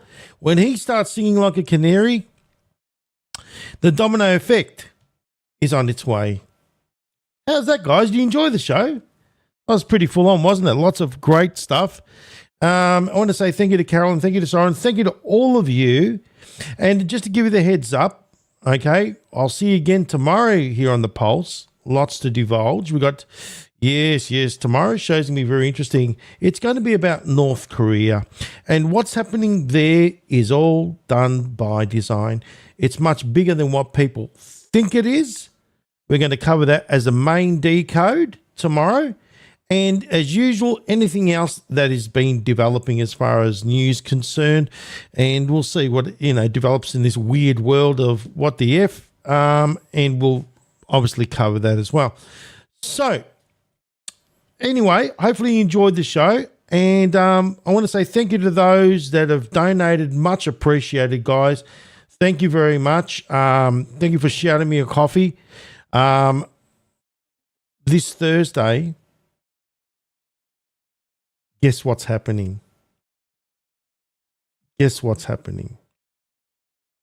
This Thursday, ladies and gentlemen, I'm bringing out my new show called 5 of 5 Comms Clear. It's going to be amazing. It's going to be a show where you can dial in or we read your questions, and I ask everybody, please, put your questions in the comment section here on the video comments, and we read them. And we will prepare them for the 5 of 5 call-in show on Thursday. Excuse me. I've got a peppy in my throat again. On Thursday, it's going to be amazing. The show is going to allow you the opportunity to speak to me directly or to answer your questions, like back in the days of Rapid Fire and Hot Seat. But it will be based on solutions. So It won't be like, oh, all this negative stuff. No. We want to focus on what's positive. We want to focus on real questions. We don't want to say, oh, this is shit and that's shit and have a, shall we say, a negative spin on the show. No. We want to empower people with the right answers, the correct answers. We want people to ask the questions that they really want to know things. I mean, look, I've been reading some of the questions, and there's some really good ones, I must say. But there are people that they've got to really realize that the way we operate here is based on facts, evidence, and receipts. That's why people respect the Freedom Channel broadcast. That's why they respect us here. Because of the fact that whatever I say, I'm able to show you and prove to you. Now, there are people asking questions, and I'm going to tell you straight. If you're going to ask me questions about the med beds, I'm going to give you a straight answer about that. If you're going to ask me a question about the QFS and things, that I'm going to give you a straight answer, but it's not going to be the answer that you want. It's going to be the truth. It's going to be based on facts, evidence, and receipts. So don't expect me to sit there and, there we go, 5 and 5 comms clear. That's what's going to be happening. Don't expect me to sit there and tell you fairy tales or give you false hopium. No, I'm not like the others. The others, they go out there and they do that because they've got no conscience. They're devoid of a conscience because they don't care. Because when the time comes, they're just going to roll out with the cash. See you later. They're cleaned up. No. I don't operate that way. I work with the facts, evidence, and receipts, and I will show you. If you ask me something, I'm going to back it up. Because the same way I feel is, if I ask somebody a question, I would expect an answer, but a truthful answer, not something like, someone's going to piss in my pocket. Or someone's going to use hopium or bullshit me or no, I don't want that. You know what we've gone through these past years. You've seen the cast of characters that we've dealt with. You've seen how they go out there and they continue to do it to this very day. That's the sad state of affairs. That they continue to do this to the very day and still lie and deceive and say things just to give people false crap, you know what I mean, and hopium, just to keep them tagging along, just to keep them, keep them going as far as to keep them following them and to buy their wares and so forth. And that's not empowering anybody. I remember shall we say, the Zimbabwe dollar one. Does everyone remember that? I mean, we all got sucked into that one. Well, I did at the time because I have a heart like everybody else does, and we want to do humanitarian projects. Now, we know that's all a bunch of bullshit. We know that it was basically done by design, so you can basically bring your guard down. Oh, yes, he's remember, you know who I'm talking about with the Zimbabwe dollars, okay? Saying that if you get the Zims, it's not, you're going to cash in, you're going to be able to do humanitarian projects, which obviously, oh, yes, this person, he really cares. So our guard drops down about this con artist. That's pushing the first con. Then you've got the other cons about the RV and the QFS and everything else, and you're relying on their intel, so therefore you got to go through the backdoor club. You know what I mean? The insiders club. We know about that business. And you become reliant and you buy their wares and you you buy their metals and you buy this and you buy that. And that's what they count on. And they make millions and millions of dollars because they get monetized through the arse as well. Now, these are the characters that are still operating, unfortunately, to this very day. And like I said, I just can't believe that people are still buying their shit. I really can't. Especially when they've got zero facts, evidence, and receipts. They've got one big fat echo chamber bouncing shit around the place. And because of this echo chamber, they think, oh, I heard it from him, but they're all part of the same network. That's the problem. Now, the algorithm's pushing them because they keep putting garbage out, sensationalism, and they're creating engagement. So therefore, the algorithm's going to push them out. Someone like myself that's pushing out the truth, no. People don't want to hear the truth. Deep down, there are people that just don't want to hear it. They just want to be told all this garbage to believe in, and they want to believe. And then this is the thing. We at least have steady footing. We at least are empowered, and we know what's going on. Them, I feel sorry for them. Actually, it'll be a wake-up call for them. And what I mean them, those people that follow those entities. Because what's going to happen is it's going to be a hard fall. It's going to be a hard fall for them that, unfortunately, they're going to have to wake up from, because they think they're going through cognitive dissonance with all this stuff that they've been peddling.